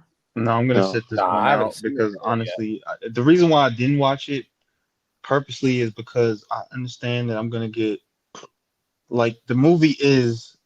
I know the movie is gonna be crazy, and I don't want to spoil anything in regards to what is in it, who's in it. I've already seen a few things here and there, and I was already like, I don't want to see anymore. But from what I did see, they have a lot of different universes of Spider-Man that is going to be present in this movie. So I think that's probably the coolest part about it. Okay, so that you're hyped for it is what you're saying, and you don't want to spoil any of it. Yeah, like I enjoyed the first movie a lot. Like, I mean, it had very few flaws that I can point out. That would be me nitpicking. So I think that they should just pick up where they left off with the last one, and it'll be amazing. Yeah. I like the first movie. Do I think it's like amazing, like the greatest thing ever made? No, I thought it was good for what it was though. I had fun watching it. I only watched it once, so I would definitely have to refresh myself, but I thought it was fun. I had fun watching it. Oz, have you watched the first Spider-Man Into the Spider-Verse, and have you watched this new trailer that is the sequel? I don't care. I don't care. Okay, TW, have you watched the new trailer, or is this a no, film? I haven't watched it yet. I'm gotcha. guessing it's on YouTube or something like that. I'll probably have to check it out. Yeah, they dropped it like 2 days ago. So there's one thing that so overall the trailer, visually visually the film looks very very colorful, very aesthetically pleasing. I hope you don't mind, TJ, if I spoil one thing that has everyone like what the fuck, and it's not necessarily story related. It's more so just a specific character. Oh yeah, knock yourself out because I think I already know who you're talking about. Yeah, so they race swapped Jessica Drew, so Spider-Woman. And not only that, but she's fucking pregnant in the trailer, swinging around and riding on motorcycles. That's where we've gone with feminism now, bro. Wait a second. What's her race? She's black. So she's black and pregnant? Yes. Yep. Is she a single mom? What the hell is that? I think so. And the thing is, so there has been a black Spider-Woman in the past. So people thought that, oh, it's that particular woman. It's not necessarily the Spider-Woman that we know. But no, because they're going with the whole pregnancy storyline in the comics for this particular Spider-Woman. So they, in fact, race swapped Jessica. So this is what we're dealing with. I guess my theory is that the end of the film will essentially, her character arc will be visiting a Planned Parenthood. That's my prediction. But it's like, this is like, people think that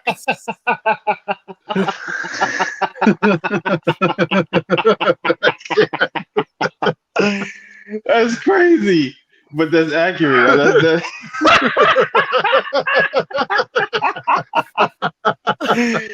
Yo, that was a good one. It took me a second to register what you just said.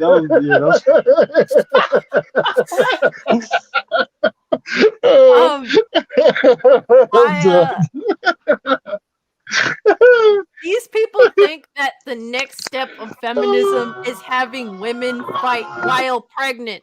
They think that this is sane behavior by any means. It's not.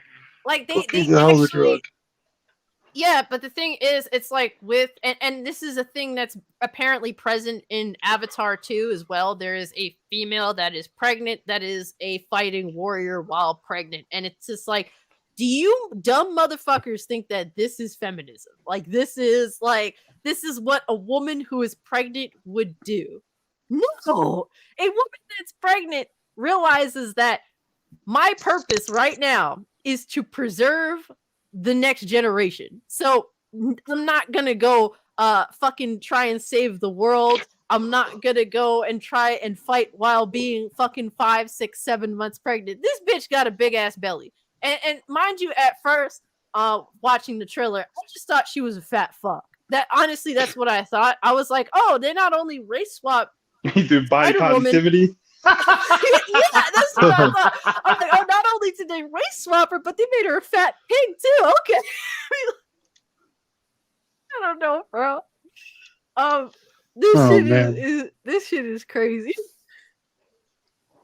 But yeah, I'm at a loss for words besides just making fun of this shit because I feel as though these people are just a fucking joke. Yeah, Nukem said a pregnant superhero on a motorcycle. Yeah, that was what was displayed. And Berserk for Light said, yeah, I'm not going to see that movie. It went so woke. So a big reason why I didn't see the original Spider-Man movie in theaters is because the Spider-Man Into the Spider-Verse film was because the director was on some weird shit. Like, he has had some comments in the past. And to be honest, I can't think of them off the bat right now.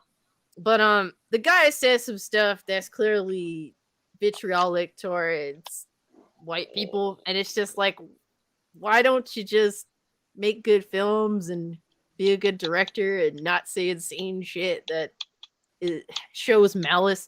So I was like, for that, I'm just not gonna watch the movie. But I ended up buying on Blu-ray and I watched it. So that's whatever, I guess.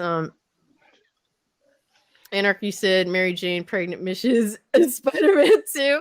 I mean, but at least she'd be sneaking around, not riding on a fucking motorcycle and swinging and probably fucking lactating spider webs from her nipples. Like, this is the shit that's the shit. Hold on. She got titty slingers.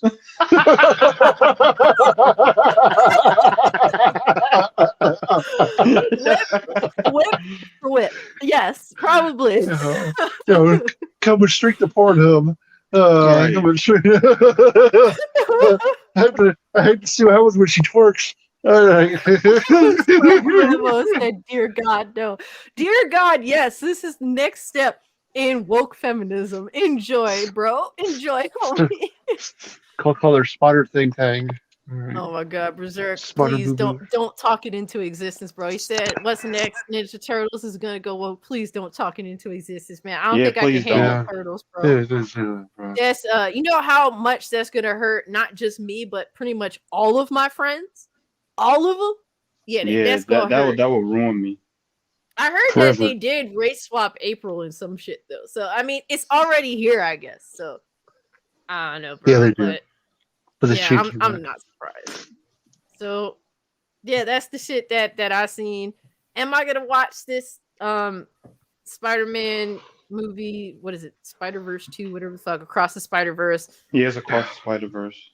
I don't know. I don't know if I necessarily care, just because I can't be hyped because of the clown show presented. This is the clown world. And yeah, hearing that makes it ruins it for me, actually. Now that I'm hearing what you said about them race swapping somebody and then making her pregnant, that kind of does throw some, it kind of ruins it a little bit. I mean, look, if you guys want to watch it, don't let me stop you. Don't let me, ruin it for you guys by any means. But I'm to the point where I just have a hard time taking anything seriously anymore. And I think it's for good reason. We're looking at a race-swapped, pregnant fucking Spider-Woman that is doing all sorts of crazy ass shit. It was something that motherfuckers laughed at in the comic books when they did that, when they had her pregnant doing crazy shit. Now they're using that to justify bringing it to the big screen. And this shit is laughable. Like, these people are a joke. This is the fucking clown world. And that's what we have to deal with, sadly. And the shame is that this could have been a potential 10 out of 10 amazing movie that everyone would take seriously, that everyone would love. But because you decided to do this dumb fuck shit, now you have people like, but it's kind of stupid. There's like, it looks cool, but there's just this stupid fucking thing we're gonna have to deal with. Right. And that's the shame of it all. You could have just had a film that everyone could love, everyone could take seriously, but no, like, these people do this shit specifically to be divisive. And I think that's what turns people off the most is the fact that they are being antagonistic. I used to like when companies would be antagonistic towards the other companies, like goof on other companies and shit like that. But no, now the companies are being antagonistic toward the motherfuckers that they're asking to go watch their shit or to go support or pay for their shit. I don't understand their business model. And the And thing now, is, stop accommodating people that aren't going to be supporters of your films. Like the majority are the ones that don't succumb to certain, narratives and things that they or ideologies that they believe in. They're just there to have a good time and enjoy the movie. So when you push certain ideologies and narratives and things or your beliefs into the form of media to other people, it makes them not want to view it at all. yeah, exactly. It's sad. And I'm sorry, chat. I know a lot of you guys are really into, the first Into the Spider-Verse film. So I'm sorry to be the bearer of bad news here, but this is the shit that we unfortunately do have to deal with. And VG Legends is right. The first Spider-Verse film was good. It was really fun movie. And while I'm not like a Miles Morales fan, I enjoyed it for what it was. Like the fact that you get me to care about a film that has Miles Morales in it, because I don't really care about it very much. Yeah. I know a lot of people do. So, hey, more power to you. But to me, it's just a not white Peter Parker. That's how I feel. I am Miles Morales, by the way.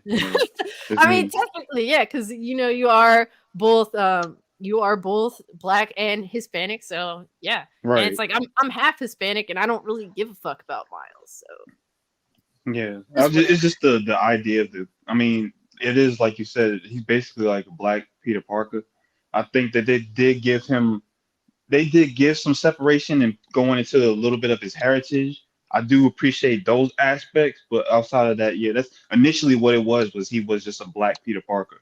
Yeah, I mean that is the inception of his character in Ultimate Spider-Man.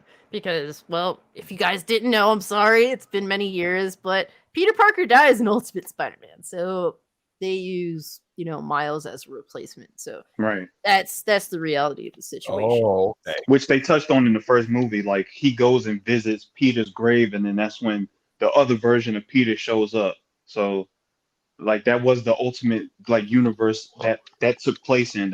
So Peter was dead at that point. Yeah, exactly. So Damn. I don't know. Are you guys are you still going to see the film, TJ? No. Wait, Alex, he was the Peter Darker. That's Peter Darker. So I didn't want That's funny. I didn't want to specifically say that, but I have been saying that, and the reason why is because Young Ripper 5'9" essentially made like he coined that term, Peter Darker, for Miles Morales. So, No, I like that. That's funny. Uncle Ben's giving me a box of rice. I can't wait. okay then. But yeah, I think I'll see it. But yeah, hearing what's in it, I'll probably just hold off until it hits like, well, it wouldn't be a Disney Plus movie because it's Sony. So then I'll have to just wait until I'm able to find the means to watch it. Yeah, I mean, hey, you can. Yeah, there's plenty of sites online. That's a fact. Allegedly. Yeah, exactly. Yeah, well, Allegedly. alleged facts. But most of these films. I mean, this film, would I watch it? Maybe, but on a site. Because I ain't. Allegedly. Allegedly. Right. This is all theoretical speak right now. Right. You just If you you do want things that you hear. Theoretically, if you Right. want to watch that on a site, let me know. Yeah. So. Yeah. Sure. Yeah. See, Alex Allegedly. came clean. He got it from Eric July. Yeah. Oh my God! Here we go with the meme. Morbius will save us all. Anyways, Yeah, guys, it's Morbin time. It's Morbin time. Form of garbage. Oh my God! So, from one clown show to maybe potentially another, we have confirmation that apparently Rush Hour 4 is happening, or at least Jackie Chan is in talks to do Rush Hour 4. Now, have you guys seen what Jackie Chan looks like lately? Yes, Old? I have. Looks No, like an Asian one, an Yes. old Asian grandmother. He's very fucking old. He's not just a little bit old. He's You- fucking ancient. You gotta rush him right to And the retirement center. I don't think that we can call this, Rush Hour 4. It's going to be geriatric Hour 4 if it actually manages to happen. I'm sorry to have to say it. And I love the first two movies. The Prune third Hour one, 4. I don't really care for very much. I would say it's probably better than most of the fucking dog shit garbage that comes out nowadays. But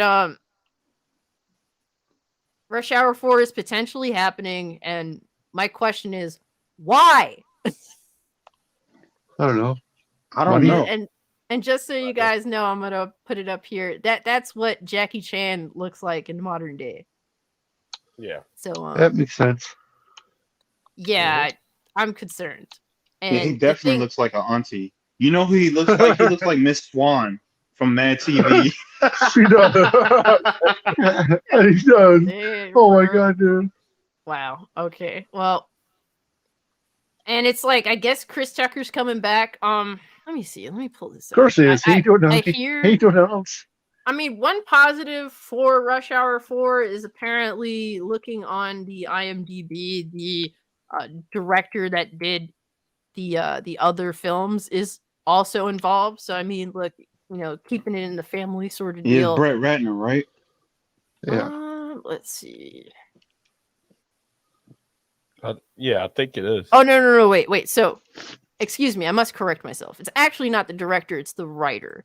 So the Okay. writer is apparently Ross LaManna, and they're Mhm. known for doing Rush Hour, and that's this will be their fourth entry into the franchise as a writer. So, I mean, Jackie Chan and Chris Tucker on board, judging by the IMDb page for Rush Hour 4. How do you guys feel about Rush Hour 4 being a thing, especially after Rush Hour 3? I don't know how you guys feel about Rush Hour 3, but I'm not entirely against it. I'm looking to see what they do, especially with a much older Jackie Chan. I'm kind of curious as to see how they're gonna do it, or if they're gonna introduce the next generation or something like that. not another one of those. Not another one of those. I'm scared now. You just made me think. Oh no, it's gonna be another one of those fucking movies because we haven't had enough when it comes to what Star Wars and fucking Ghostbusters and just you could go down the list of movies that are just like let's pass it on to their kids like that. Clearly, the many times that's been done isn't enough. Afterlife wasn't a bad movie. Though. I mean, it could be that, or they could just be the two of them. Either way, I mean, I'm curious to see what it's gonna be like. I'm willing to give it a chance. Okay. How do you feel about a Rush Hour 4 happening? After Rush Hour 3, I don't know if you've seen Rush Hour 3, but I've seen all three of them. Yeah, you don't need it. It doesn't need to be a thing. Chris Tucker needs money. That's what it is. Jackie Chan needs money. I don't know. Is it necessarily the case? I don't think Jackie Chan needs the money. I think Chris Tucker needs the money more than anybody. He can't make jokes about Michael Jackson anymore because his friend's dead. So what's he gonna do? He needs money. You know what, man? It's one of those things where Chris Tucker just ain't funny no more because I mean I heard that he's apparently more religious now. Yeah, he's a Christian now, so he's not gonna make the same type of jokes he made in the first one or even the second one. So with his jokes toned down, it's not gonna be as funny. Now, the only way I could see that this could possibly work is if they took the Lethal Weapon 4 route and you bring you bring younger people in, but you still have the older guys in the mingling with the younger guys. Yeah, and it could work that way. But outside of that, if they try to bring a completely new cast and then you just make a cameo with Jackie and it wouldn't work. Yeah, that's not gonna work. I mean, to me, it's one of those things where it's like we can't ignore the reality that Jackie Chan is prolific because he's always done his own stunt work. He's absolutely amazing at it.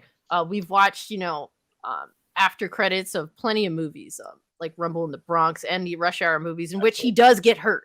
Like he actually he broke his fucking foot in Rumble in the Bronx, and you actually do see that. Yeah, wasn't it when he jumped from the roof and he landed on a fire escape? Yeah. Yep. And my thing is, it's like, I don't want Jackie Chan to get hurt. The reality is the dude is very old. And when you're old, you're fragile. Either it's going to be one of those things where I don't want to see him get hurt, or, you know, the other reality is that it's going to be a very mundane film on the action side, because we are dealing with Jackie Chan, many years older. And honestly, it's probably not going to be that funny, because we have a Chris Tucker who's apparently very religious and doesn't want to, you know, go there the way that we expect Chris Tucker to go.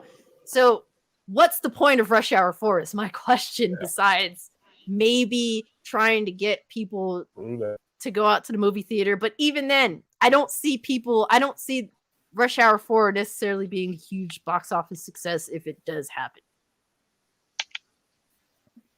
Yeah, I really don't know like what they were thinking. Like some things need to just be left alone. And I realized that a lot of Hollywood, they don't know how to make original brand new content. So they go back to other, you know, like known and successful franchises and try to bring them back so that they can make a quick buck. So we'll see what happens. And mind you, Rush Hour 3 came out in 2007. So we're going to see what Rush Hour 4, like 15, 16 years later? Yeah. That's time has really passed, right, boys? It's been a minute. Oh yeah. So I'm concerned. I don't want, you know, the thing is, it's like, I value Chris Tucker. I value Jackie Chan. I don't want, you know, their legacy to end up being a piece of shit Rush Hour 4 movie that is just out there just to make a quick buck. You know, I think that they've both earned legacies that are better than that. So that's how I feel about that. Honestly, I don't want to see a Rush Hour 4. I mean, you know, if it happens, I wish them the best. I hope Jackie Chan doesn't kill himself. I think that's my biggest concern in regards to that. I mean, why couldn't Chris Tucker just do his own spin-off of it? Like, he can do his own thing.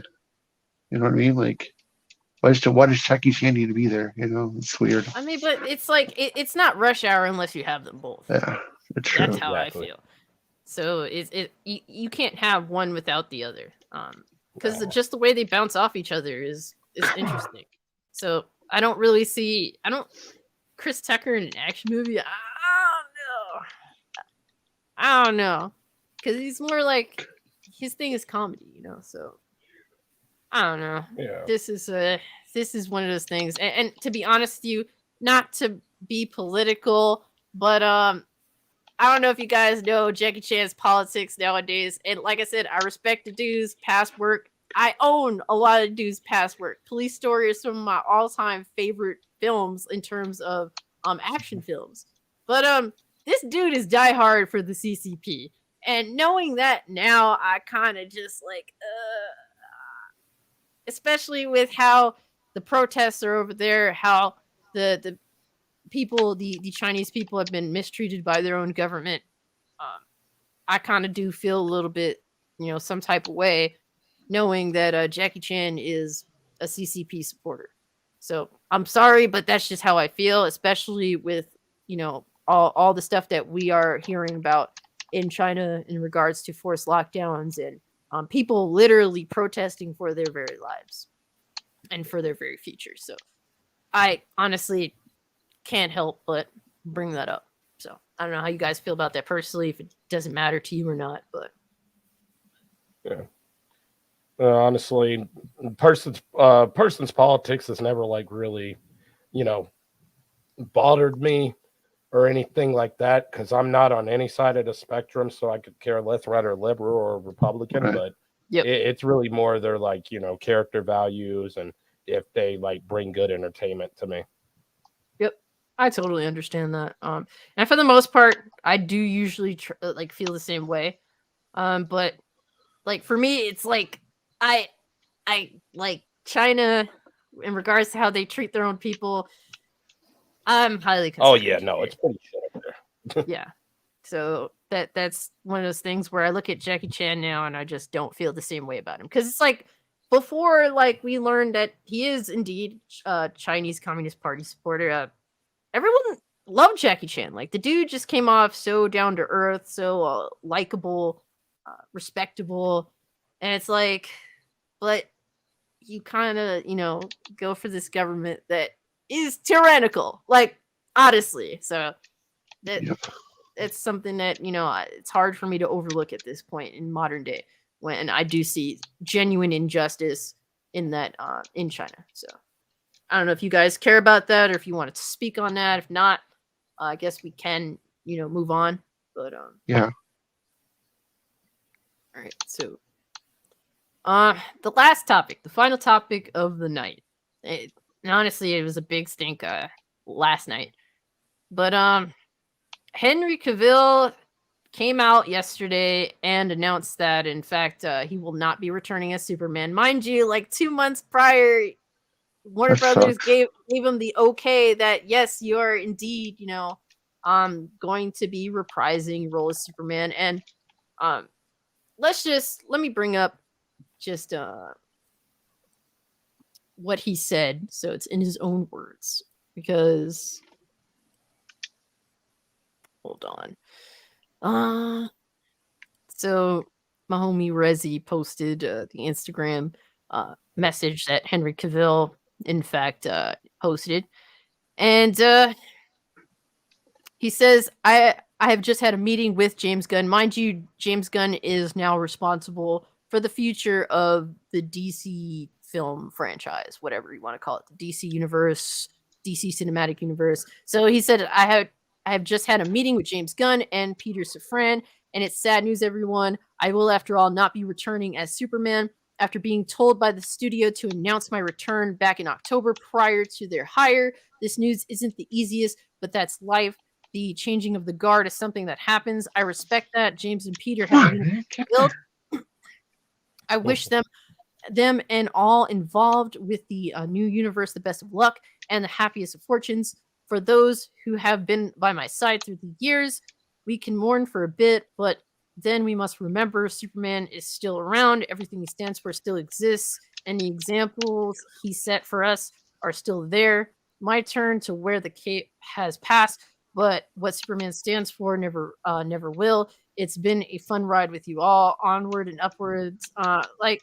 Honestly, his thoughts, man, dude's a class act. And the only thing I feel as though is missing from that is truth, justice in the American way, something DC ignores when it comes to Superman nowadays. But honestly, people just love Henry Cavill. They've a lot of the DC fans have petitioned and constantly spoken about having wanted him to come back.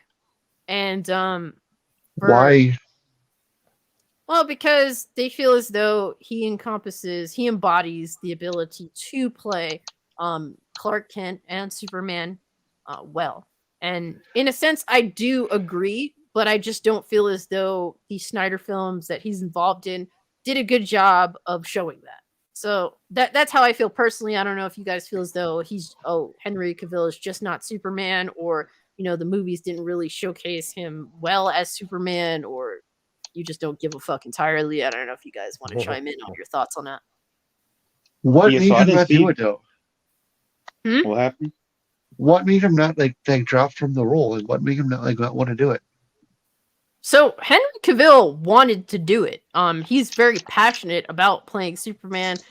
Superman's one of his favorite comic book characters, and when he was casted to play Superman, he was ecstatic. And basically when it comes to Henry, he just wants the character that he's portraying in the universe, being the DC cinematic universe, to adequately portray his character as well as other characters. So that's kind of just his basic desires when it comes to Superman. Unfortunately, Warner Brothers didn't seem to, at least the old guard Warner Brothers, didn't really like Henry because he sympathized with the fans, and old guard Warner Brothers, in fact, seemed to just hated fans. And the fact that the fans backed him and that he sympathized with the fans. He's quoted as saying, the fans aren't toxic, they're just passionate. And Right. old guard Warner Brothers didn't like that, so they ended up giving him the boot. And then, which he was upset about. So this isn't the first time they gave him the boot. This is actually the second time they've given him the That's boot crazy. under the new guard. But the new guard doesn't necessarily seem to hate him. It's just that they seem to have, different a different Opinions. direction entirely. Yeah. So let me bring up what James Gunn has said. So James Gunn is now the dude, like, basically taking over Zack Snyder's role, essentially, is the best way I can equate it to. And let me bring up what he said here. So he's saying, Peter and I have a DC slate ready to go, which we couldn't be more over the moon about. We'll be able to share some exciting information about our first projects at the beginning of the new year. Among those on the slate is Superman in the initial stages. Our story will be focusing on an earlier part of Superman's life, so the character will not be played by Henry Cavill. And he said, but we just had a great meeting with Henry, and we're big fans. We talked about a number of exciting possibilities to work together in the future. So it's one of those things where James Gunn knows that this is going to piss the fans the fuck off. So it's one of those things where he's like, yeah, but we're trying to get Henry in on something. But, after baiting the fans into feeling as though, man, they're listening to us, and then to just drop Henry, it sucks. Like, people are very, very upset. I've seen a lot of trending, like, fire James Gunn, boycott Warner Brothers. Because, honestly, in most cases, it's not one of those things where I always side with the fans. I've been, like, people that are Snyderverse fans, I don't really relate to them because I'm not a big fan of the Snyderverse. I didn't hate it, but I just thought it had a lot of problems. And I feel as though maybe a reboot entirely is a good thing. But with this, they're saying that they're rebooting Superman, essentially. So basically, they kind of confirmed that Black Adam is, like, basically done because I don't know if you guys know, but Henry Cavill is in Black Adam, but as Superman. So the problem is Black Adam didn't make money at all. So it's a financial failure, which I don't think DC was expecting.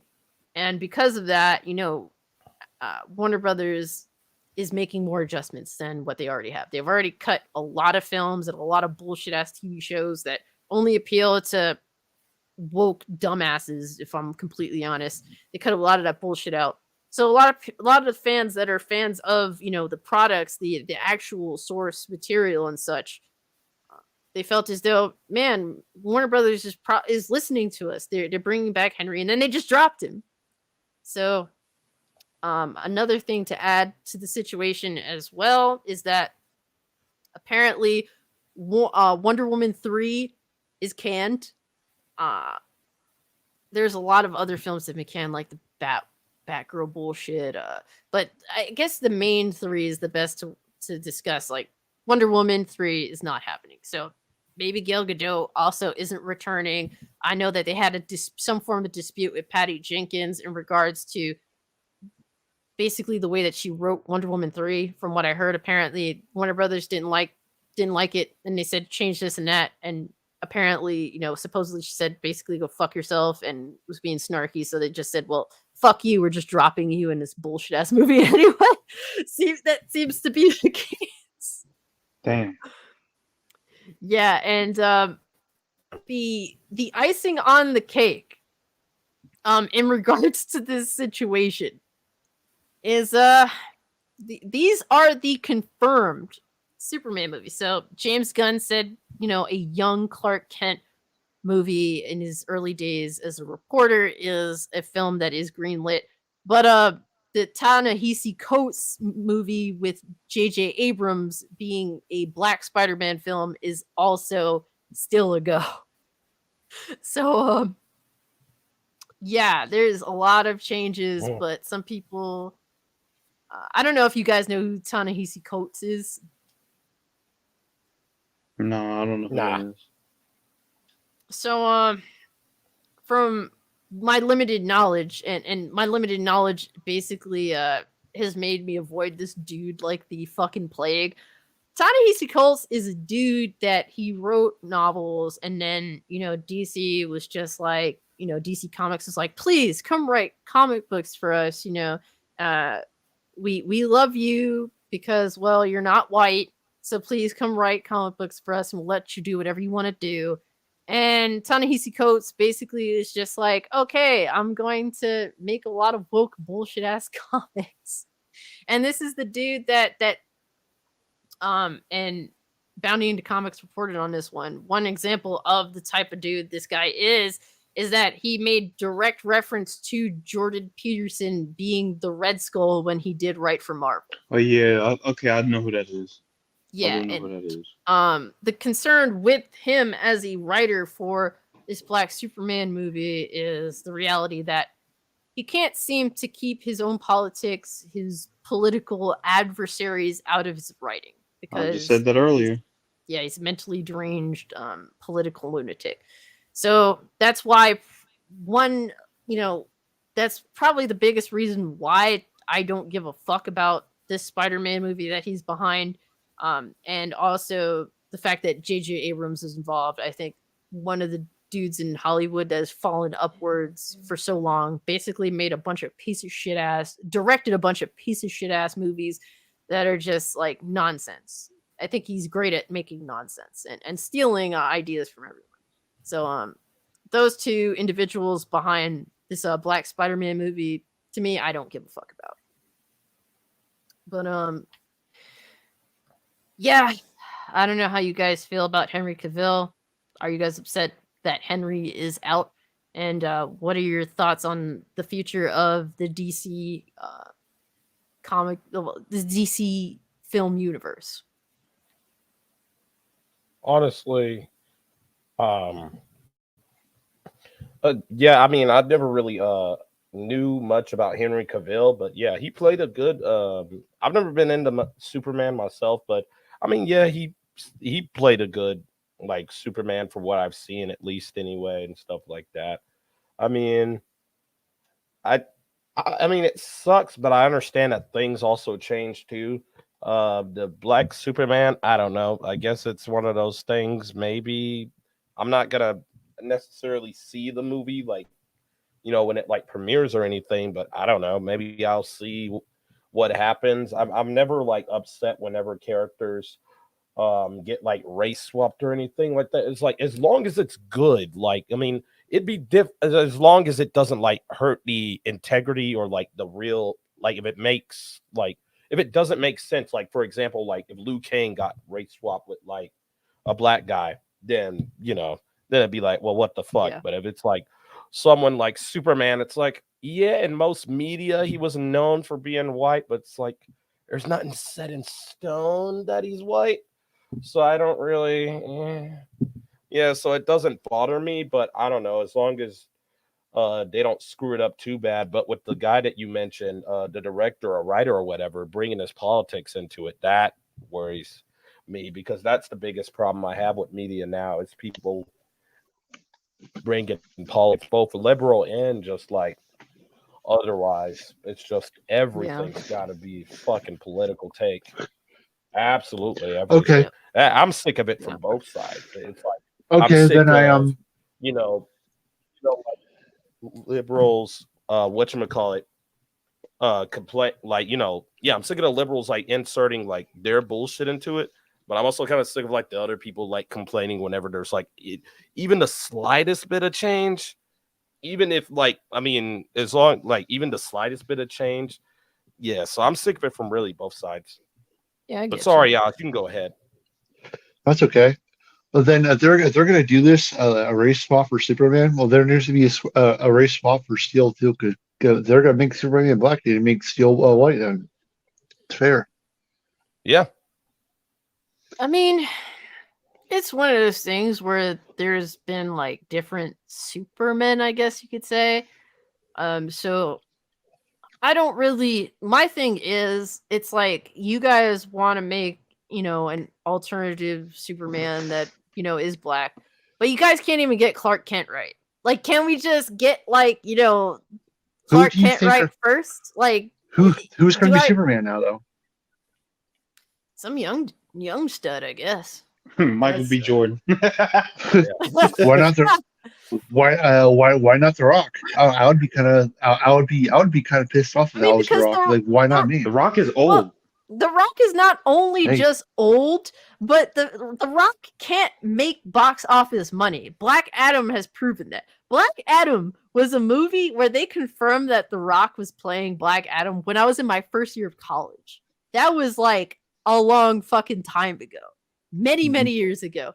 And it took him all this time to finally get this movie out, and it ended up not making money. It lost money. So The Rock isn't the answer. He doesn't really get butts in seats in a lot of cases.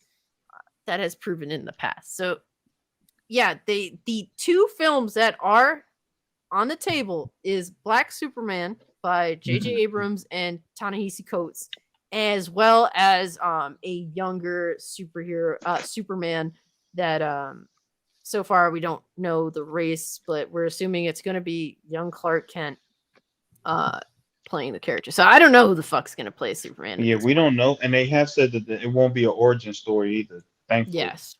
So I mean, it's weird. Honestly, why couldn't they just give it like if they were going to reboot it? Why don't you just make Henry Cavill like the reboot character and go with him? You know I what? feel as though they could have. I mean, how old made it work. How old is he? Is the question. I think he's in his mid-30s. I'm not surprised they're not making a Superman into a fucking woman. I'm surprised we're not doing that. I know, right? At this point, nothing's off the table. They've definitely race swap, not only just race swapped, but gender swapped characters in. You might fuck it. Just make them fucking trans woman. Make everyone LGBT. That's what the comic books are doing. Everyone and their mother is becoming a part of the LGBT. That's probably what they're gonna fucking do to play it safe. Betcha.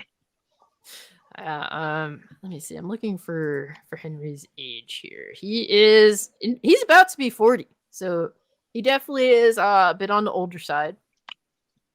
Who's going to be the villain? Yeah, that's probably part of the reason why. Because if they're basically doing with Superman what they did with like Spider-Man with Tom Holland, where they wanted to get somebody younger to kind of grow and age with the character to a degree. Yeah, so that's probably what it was. Yeah, hey, I still think it was wrong for them to bring him on. Yeah, I mean, all right, here we go. Oh, what is up, society? What's good, Big Cloud? How's it going, bro? Good to see you as always. My thing is, it's like when it comes to Marvel specifically, they have their Marvel Cinematic Universe and everything. All of these live action films revolve around that universe, whereas DC, sometimes they make their DC EU movies, and then sometimes they do offshoots. Why can't you just have a Superman offshoot that has Henry Cavill that makes the fans happy? That's my question, because you've done this shit. Like, look at the Joker. Look at the Batman. They are perfectly capable of giving the fans what they want, but they choose not to. where to start here? So look, there's a reason why I wasn't all in on this whole James Gunn's gonna take over the DCEU moving forward and all this nonsense. Just on a personal level, I don't really like the guy that much. And it's just coming from someone who thinks that Guardians of the Galaxy is probably his top 3 MCU films. His personality, a lot of the things that he does in his own movies are things that I'm not very fond of. The Suicide Squad, the one that just came out a couple years ago, that one I only thought was better by default over the other one. There's a lot of type of humor that he does in his films that I don't really care much for. So there's a multitude of reasons why I didn't care much about James Gunn taking over this whole thing. And now he officially fired Henry Cavill, so Cavill's out. Then he's going to write a Superman movie by himself, which is ego in and of itself. And then he's going to make it a young adult Superman or a young adult Clark Kent, because I guess he technically won't be Superman-centered in this film. And then, by the way, we're still getting the Ta-Nehisi Coates Black Superman movie, which I'm pretty sure is going to be amazing. So, yeah, just hearing a couple of things right off the gate, it's like I'm pretty much already 1 foot out of this entire thing. We haven't even gotten started yet. Now, in the next couple of weeks, James Gunn is supposed to be announcing his full lineup of DC films in the future. But you haven't given us the one thing that we actually wanted, which was Superman. You're talking about putting Robert Pattinson as the new Batman moving forward. I don't think that's going to win over too many people. I think he confirmed that that's not the case. So that was like a question, and he said no. Okay, So, I would hope so, because that would be an extremely stupid move. We don't know what's going to happen with Gal Gadot. She might be gone as well. I mean, I would assume that if Henry Cavill's gone, she's probably gone as well. Yeah. So, like, what is the future of this whole thing? Because, look, I may be a little bit older than some of you guys. I just turned 34. So the whole idea of, hey, in 5 years, we'll get another Justice League movie. Aren't you guys? No, I'm done with that phase in my life. So if you're not giving me anything and then in the near future that I care about, then I'm not going to invest another 5 years to hopefully see a halfway decent 5 out of 10 movies. Like, no, I'm just not going to do this anymore. So I'm done playing this game. Yeah, I really don't blame you. Yeah, I'm not looking forward to anything because we know nothing. They had the opportunity to give the fans what they want, and they specifically chose not to. That's what is annoying. So I don't think that DC deserves, the benefit of the doubt here. They don't deserve any excitement. If anything, I think everyone's just confused, and I think that realistically, my thought process is that it's probably going to be a at least to whatever extent a soft reboot, because Henry Cavill is out. That means Black Adam's out. That means so Dwayne Johnson's not coming back. Gal Gadot is probably out because the third Wonder Woman movie is on ice. They are not proceeding with that. It's over. Our superhero movie is going to be here. That's the other thing too. Like John reminded me earlier today that James Gunn's Suicide Squad movie did significantly worse than Black Adam did. Like I think it only did half of what Black Adam did. Black Adam didn't even make 400 million. So that's something to throw out there too. That now all of a sudden you're going to give the guy who failed with the Suicide Squad 2 years ago a Superman movie because. Like, well, I don't know what Zaslav was thinking putting this guy in charge to begin with, but we're here now, so this is what we have to deal with. So yeah, I feel you. By the way, I just noticed the new mic and the background that TW is rocking over here. Yeah, oh yeah, moving up his production, bro. He's definitely right? he's showing off. I see you, bro. Why don't you just put your feet up too while you're at it? Oh no, like it's very crowded over here. I can't do it. I see your little PC you got going in the background. I see you.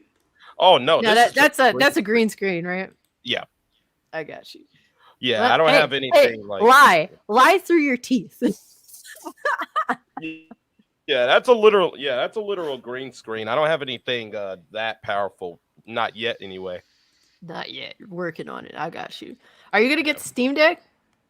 Oh yeah, definitely planning on doing that. That's I guess since I didn't win it at the Game Awards, I'm definitely planning on doing that at some point. Yeah, at some point I'm definitely gonna do it as well. I like handhelds. I've always grown up being into handhelds, so it just seems like the perfect match for me to have the ultimate one, at least for now, until a new ultimate one comes out and replaces it. So, Yokai Gypsy says Henry Cavill is reportedly producing and starring in Warhammer 40K series for Amazon. Good for him. He's a diehard fan of the franchise. I mean, if that's the case, and he has creative control, that's awesome for him. That's definitely going to be a big endeavor for an actor who wants to also be a producer and starring. That's not an easy feat. So, hopefully, if Amazon, doesn't shit the bed like they did Rings of Power, they bring something good to the table on that front. But I think that it has a chance of being decent because, honestly, I think Henry Cavill is the type of guy that at least tries to bring something decent to the table. It doesn't always work out, but you're saying that he's a diehard fan, so hopefully fans of Warhammer also have something to look forward to on that. So, and here's another thing too. Like you got all of these actors that are kind of in limbo right now. Like you got like The Rock, Gal Gadot, Henry Cavill. Ben Affleck, all these people that are now trying to figure out what they're gonna do in DC. Like, it's Warner Brothers Studios. You guys can't figure out a fucking project that all these guys can work on to actually build maybe a new non-comic book related franchise for you guys for the next few years with this talent that you got here. It's like, does nobody have any creative juices in their body whatsoever outside of superhero movies at this point? Creativity, no. Yeah.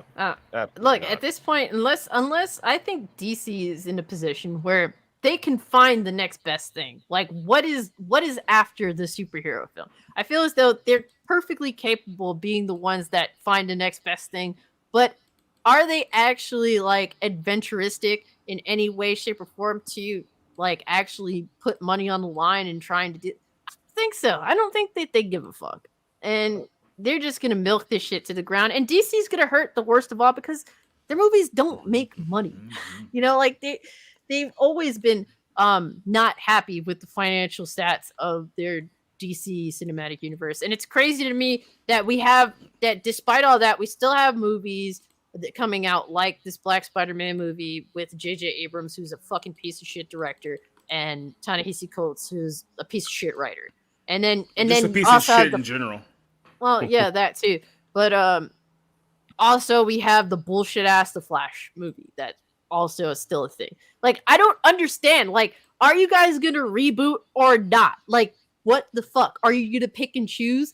How is anything gonna make sense? Because nothing has been making sense, but we've just been enjoying the good films that they do put out in their own space. That seems to, you know, like for me, I really enjoyed the Joker. I don't relate it to any of the DC bullshit because it's not relatable to the DC live action films. It's its own thing. So like DC's just going to continue to be questionable. I don't know what the fuck is going on. Nobody knows. Even at DC they don't know. So that's my concern. They literally don't. That's the hilarious part. They have no idea what they're doing at this point. But hey, as Ludacris once said, if you don't give a damn, we don't give a fuck. So that's a good way to describe this whole universe going forward. So. and Dre, yo, he said it best. You got rid of these actors, but that creep ass Ezra Miller still around. Make it make sense, DC. Exactly. Yeah, and don't forget Amber Heard too. Yeah, that's crazy. So that Aquaman movie is coming out, and the bitch is still in it. Yep. What the fuck are they doing, bro? Like, look, I think that Warner Brothers has made some good decisions, like getting rid of that stupid ass Batgirl movie. Like the idea of replacing Superman with Supergirl, they axed that shit. A lot of these CW TV shows got the axe. So on that front, they did the right thing because this is garbage bullshit that nobody gives a fuck about. But they have let like abominations release, like that fucking Scooby-Doo Velma bullshit. This Flash movie is gonna come out. Like, oh my god. Yep, it's all going downhill very rapidly. Get ready. It's gonna be fun. What's up, Rezzy? Hope all is well with you, bro. Damn. So Anarchy said, yeah, all this shit got me heated. Y'all have a good night. He's just like, fuck this shit, I'm out. I don't blame him. Yep. Society, I wanted to, wait, any final thoughts on this whole situation with DC? Fuck James Gunn. Pretty much fuck everyone. Until they at least know what the fuck they're doing, fuck all of them over at DC HQ. So Yep. Society, I wanted to get your thoughts on Rush Hour 4. What do you think about the existence of Rush Hour 4? Like, so here's the thing, right? All these franchises that they're trying to dig up and do it again in like 2022. It's like Jackie Chan's 65, Chris Tucker's like almost 60. So why do we need another Rush Hour? It's like we don't need this. Because I have the perfect reason. Why not make a Rush Hour movie that praises the CCP? Perfect, right? I mean, in all honesty, they'll probably get a bunch of Chinese companies to fund it, which pretty much means if the Chinese companies are funding it, that the Chinese government is really funding it. So yeah, that's probably the whole reason why this movie exists, so they can sell this in China, and it'll make more money in China than they'll make here in the United States. Yeah. It's like I said earlier, it's concerning because look, one, I had to bring up Jackie Chan's recent like his politics.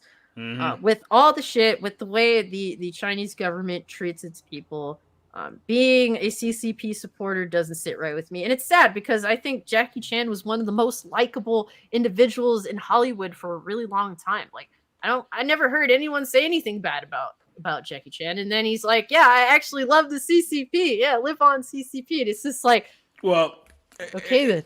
And to be fair too, I mean, look, he's still making movies in China, so if he has to keep working in China, he has to kiss the Communist Party's butt, or else he would get disappeared. So it's either exile to the United States and basically have no more career outside of VOD movies, or kiss the butt of the Communist government and make $50 million a year. So he made his choice.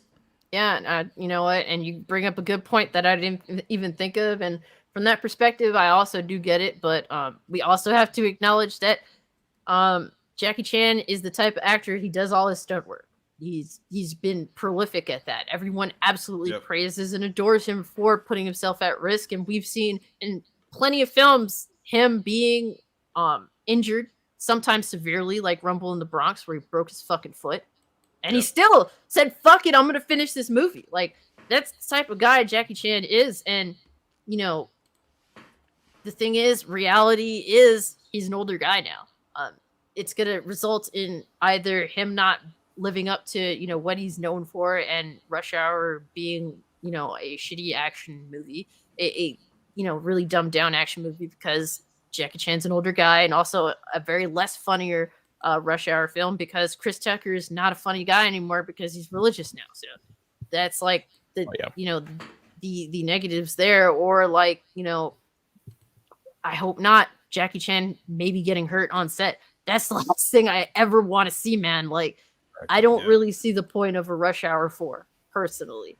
I mean, you know, if they have fun filming it and it comes out, you know, yeah. But the thing is a Rush Hour 4 going to put butts in seats? I think everyone was, after Rush Hour 3, was like, okay, yeah, it's time to stop. It's over. Like, because 3 wasn't really like I said, you'll get people who are nostalgic here in the United States, and then you'll get people in China who still love Jackie Chan, and that's pretty much your entire audience for this movie. I mean, China alone can bring in $1 billion, so yeah, maybe it will make profit. And given the don't have to do CGI like that in Rush Hour film, maybe there's big money there. Maybe there is. So. Yeah, there's gonna have to be some de-aging if you're gonna put those two in an action movie in 2022. Are they really gonna do that though? Would they? They need to. They do, point. But I really don't think that they will. They're really just gonna ride it out till Jackie Chan's wheels fall off, I guess. Yeah, I mean, what? Tucker's 51 and Jackie Chan's damn near 70. Like. What are we doing here? Like, what are we doing? Resi. Yeah, Chris Tucker is apparently a born-again Christian, and that's why he doesn't really appear in anything anymore, because he's not funny anymore. He's not willing to go there. It's like when they did Bad Boys 3 a few years ago, where it's like fucking Will Smith looks all old in the face and fucking Martin Lawrence is all fat now. It's like, come on now. Like, what are we doing? Stop. I skipped that one altogether. And honestly, if a Rush Hour 4 came out, likely I'd skip that one too. I think, honestly, Bad Boys 3 would probably be better than a Rush Hour 4, if I'm completely honest. But Yokai Gypsy said Bruce Lee never kissed China's ass, and look what happened to him. I'm just saying, I don't believe in coincidence. I mean, the thing is, so the reason why, a lot of people don't really know this, but the reason why there's so much speculation on Bruce Lee's death is because his family didn't want it to get out that he was fucking around with his mistress. That's really what it all came down to. He was at his mistress's house when he suffered from cerebral edema, which is swelling of the brain. And basically his immediate family kept it hush-hush, which sparked all of these rumors that surrounded his death.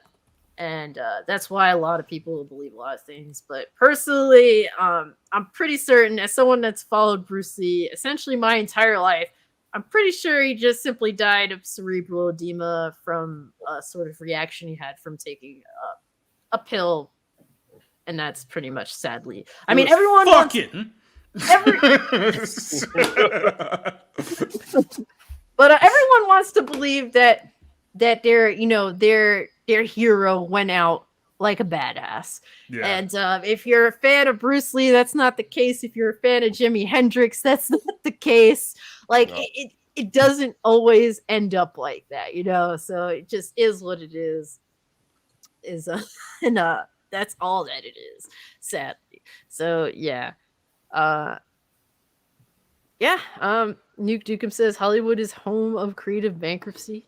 Yeah, I just posted on Twitter. I just got back from watching a South Korean film called Decibel, and basically the setup there is that there was a cover-up with a military mission, and one of the guys decides that he's going to place bombs all over the city, and the bombs are detonated based off of sound. So if the sound gets too loud, then the bomb detonates. And it's a very, very good story. The characters are very well thought out. It wasn't just guys being evil for no reason. Like, there's actual emotional conflict, and it's a pretty good movie, and it'll probably be in my top 10. And I've gotten to a point where it's like half my movies in my top 10 this year are foreign films, and it's like I don't want to discriminate against the American films, but let's just be honest, there isn't that much content that the American films are putting out right now that are very quality. And I've seen 110 movies now that have been released this year alone, and only 5 of those will probably make my top 10 that have made here in the United States. So that's saying something. Yeah, I'm the type of person. Look, I love my country. I love the concept of America, but when America fucking up, I don't mind looking elsewhere.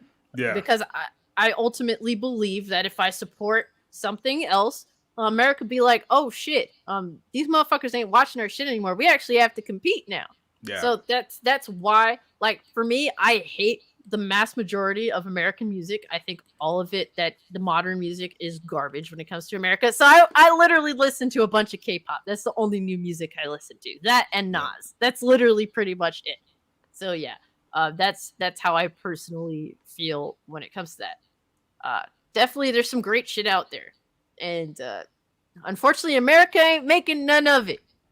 So Yep. but yep, apparently Bruce Lee's Chad. Jackie Chan is virgin. That's a funny one. Bruce Lee's way better than Jackie Chan. At least Bruce Lee is not a CCP supporter. I mean, look, who knows what Bruce Lee would have supported if he'd lived, all these years later. But I will say, Bruce Lee didn't do all of his own stunts, man. There's some wild shit in his movies, and he didn't do it. Now, when it comes to the fighting, the choreography for the fights, he definitely did that. But I have to give it to Jackie Chan, despite his politics and despite whose side he's on, his stunt work is prolific. The only other person I could think of that's anywhere on his level is Tom Cruise at this point. So that's just, it is what it is. And let's see. Quick question from you, Zoic. Cassie Society and others. Quick question. Opinions on counter arguments for Avatar 2 and other Avatar sequels of at least is not making a remake or a reboot of existing IPs or butchering existence of the franchise. I can't wait for Avatar 6 to come out. In 35 years. Yeah. Big yikes. For me, it's one of those things where I think Avatar was a giant nothing burger. It was just pretty, and that's why it made $1 billion. Yeah. It's not butchering an existing franchise because, well, there's no franchise there. It was already kind of trash to begin with, sort of deal. But I don't know. I don't really think that that's an argument. At least it's not a remake or a reboot. I mean, but it's a sequel though. And from what I'm hearing, the basic early thoughts on Avatar 2 is just it's Avatar 1, but in 2022. That's the basic thought process that I'm getting from people that have seen it. So are there really Avatar fanboys and fangirls out there? Is that a thing? I mean, I don't know. I mean, look, the whole draw of Avatar was people can go to a movie theater and see really great 3D effects like on the movie screen, which hey, is a draw for a lot of people. More it's like reason why people go to theme parks and shit like that, so they can see great effects on the screen too. But let's be honest, Avatar itself, movie wise, was just an average movie at best, probably below average if you just look at the fact that it's about environmentalism and climate change. Oh yeah, great, that's lovely. Like you're going there for the effects. You're not going there for the story. You're going there so you can sit there for 3.5 fucking hours and be like, oh my god, it just looks so real. Yeah, it looks so pretty. It's eyegasms everywhere. That's essentially what it is. But yeah, I don't give a fuck about Avatar. I never did, and I never will. I actually feel bad, society, that you have to sit through a 3-hour piece of shit Tomorrow. At least, like, if you're gonna make a movie that's, oh my god, it's pretty, don't make it 3 fucking hours. No, 3.5 hours. It's 3 hours and 15 minutes runtime. Then you add on about 20 to 25 minutes of previews as well. So you're probably looking at 330 to about 340 in total. How do people sit through this shit? I couldn't do it. I mean, obviously, you got your site. You do reviews for films to tell us what not to watch. So you're kind of like the first line of defense when it comes to my eyes. Yeah. So that makes sense, but I don't know how people sit through fucking 3.5 hours of. Especially if the film is bad. Especially if the film is bad, it's gonna feel like a fucking hostage situation. Like you're just gonna be sitting there, you can't leave. Yeah, and it's like. I can understand if it's like a profound film that's actually, like some deep shit, but it's fucking Avatar. It's not deep. It's just it's just a bunch of bullshit for too long. So stop with these long ass movies, these nothing burger long ass movies. And Neozoic says Avatar 2, The Way of Soy. But yeah, guys, TW, are you excited for Avatar 2? I'm not gonna see it. I've never even watched the first one. You don't want to be in the movie theater for 4 hours? Nah, I'm good. All right, so basically, guys, this is like the end of the show. It was a good show. I don't know where the fuck Oz went. He just disappears. TJ said his earbuds were dying, so he did have to go. But I appreciate both of them coming through. It was as always, it was a good show. They definitely are the homies, so I appreciate them coming through. And I also appreciate you, TW, as well as Society, for coming through. TW, at this point, it's the end of the show. What you got anything to promote, homie? I'm gonna be real. I am working on stuff. I just don't know what I'm gonna put out first. So I guess hey, subscribe to the channel and you'll find out what it is. I'm working on a lot of stuff, gaming stuff. Especially I'm trying to figure out what game I want to start playing first, because I was thinking about making my gaming channel a separate channel, but I don't know. I might just say screw it and put the gaming channel stuff and put the gaming stuff back on the on the main channel. So that's probably what I'm gonna do going forward. So yeah, find out. Subscribe to the channel to find out what I'm gonna put out. Yeah, that's what's up. Yeah, personally, I think it's just too much to do 2 YouTube channels. I couldn't imagine doing another one. I'm just gonna write it out the way that it is. Yeah, exactly. That's just what I'm gonna do, because I already got the podcast channel. I filmed some, me and my friend Courtney filmed some stuff, but we just gotta we gotta edit it and put it out and stuff for the podcast channel. So that's technically the only second channel that I actually have, but that's more of its own sort of thing. But yeah, I'm just gonna keep everything on the main channel. Yeah, definitely, bro. You're doing a good job. I noticed that you're when it comes to wrestling, people come to you when it comes to wrestling. So and I'm thankful, but I have no idea why. It's because I didn't even intend to make a wrestling video yesterday. It was just that whole thing with Mandy Rose and that shit happened. I was like, that shit blew up.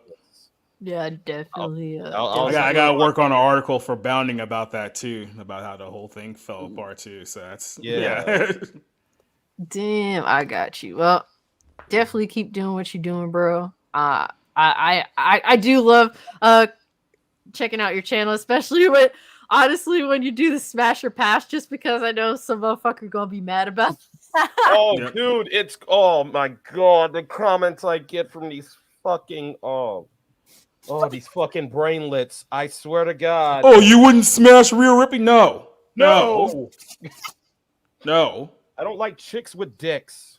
Yeah. Oh my Damn. god, it's not Hey. my thing. It's like it's but yeah, and it's like, and they also get mad at like some of the other stuff.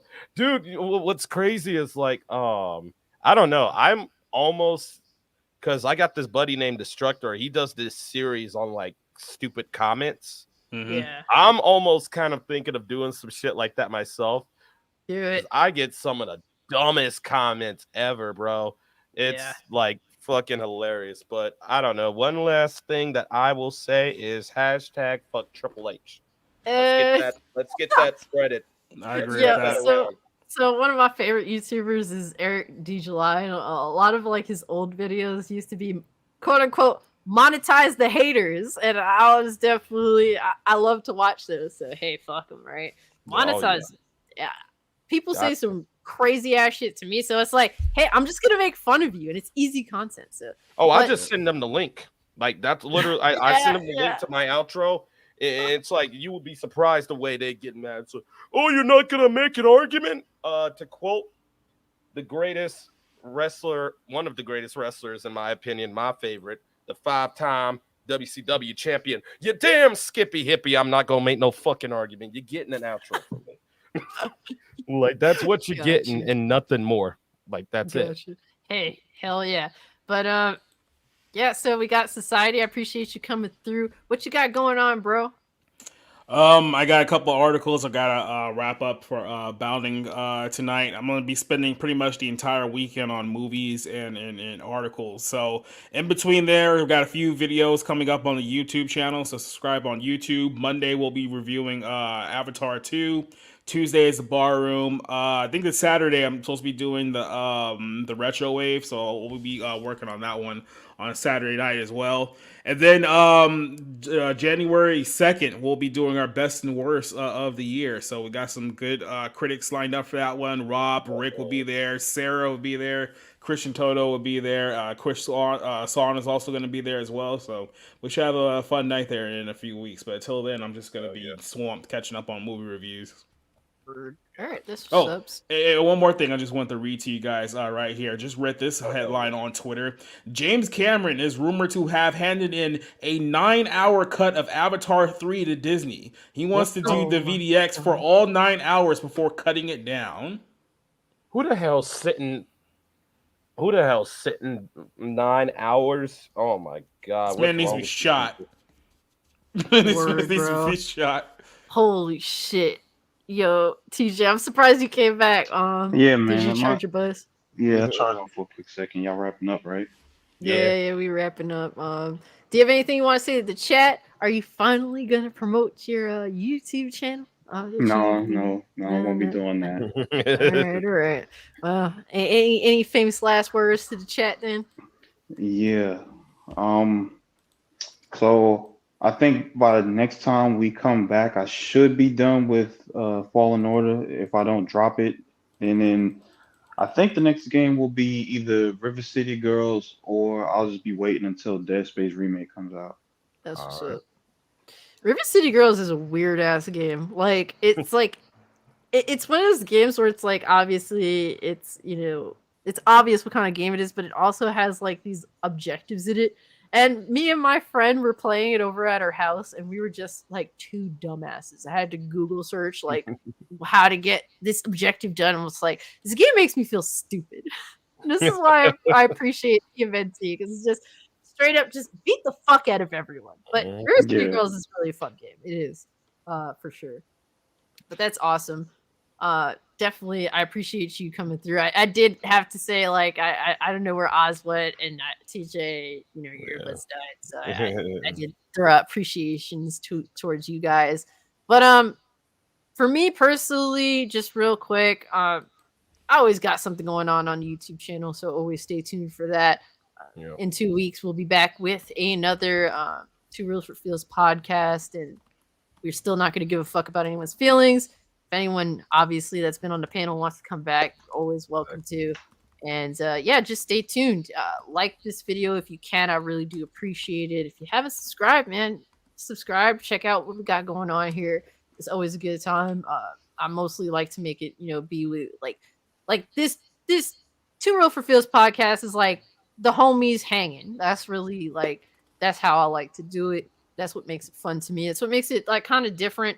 Because I know a lot of other podcasts, specifically like with gaming, it's like you got your YouTube personalities that come together, which is awesome. I mean, it's awesome. It's cool to have those collabs and stuff, but this is like gaming with the boys, with the homies, like just an everyday homies type of thing. That's what I think makes the channel special. I hope that you guys feel the same way, as well as our the chat, the viewers, everyone that tunes in.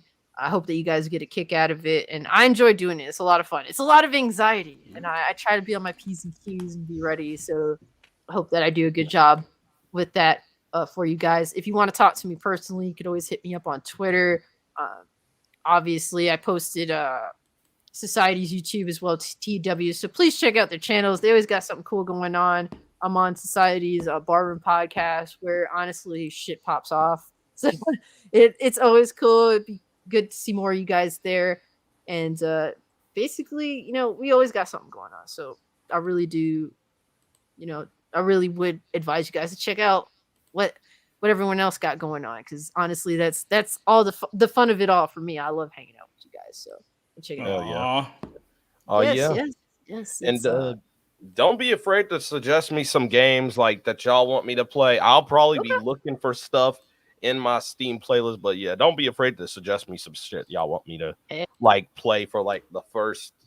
My chat are the professional gamers, okay? So they could definitely recommend you some top tier shit, okay, bro? You might have to buy a PlayStation. I'm just saying. But hey, look, guys, chat, thank you so much for coming through. Dre, thank you so much, bro. Neozoic says take care. Cassie Society, TW, TJ, Ozzy, and everyone in the chat. Good night, good luck, and peace. Same to you, Neo. I appreciate you coming through. Yep. Alex Versteeple said take care, everyone. Spider-Man mode, that's my boy. Thank you so much for coming through. Alex vs. Evil. We got the homie. I'm a Rich Swag Lord. Thank you so much for coming through. Nuke Dukem. Rezi. Berserk for Life. Oh my god. There's too many. Guys. Yeah. I'm strolling. Honestly, thank you guys so much. Yokai Gypsy. Wizard 23. Sir John has some funny shit to say. I'm not gonna lie, he had me low-key laughing. But yes, also huge shout out to once again the channel members. Thank you so much. I'm Rich Slag Lord, Hustle and Motivate, Anarchy 4K, who said fuck this shit, he's out when bad news just got too much. So hey, if you gotta walk away, you gotta walk away. Totally understand. Thank you also Dre Watson and our Carrie. I appreciate you guys, really do. And yeah, guys. With all that being said, at this point we're pretty much we're out. So peace. All right. Later.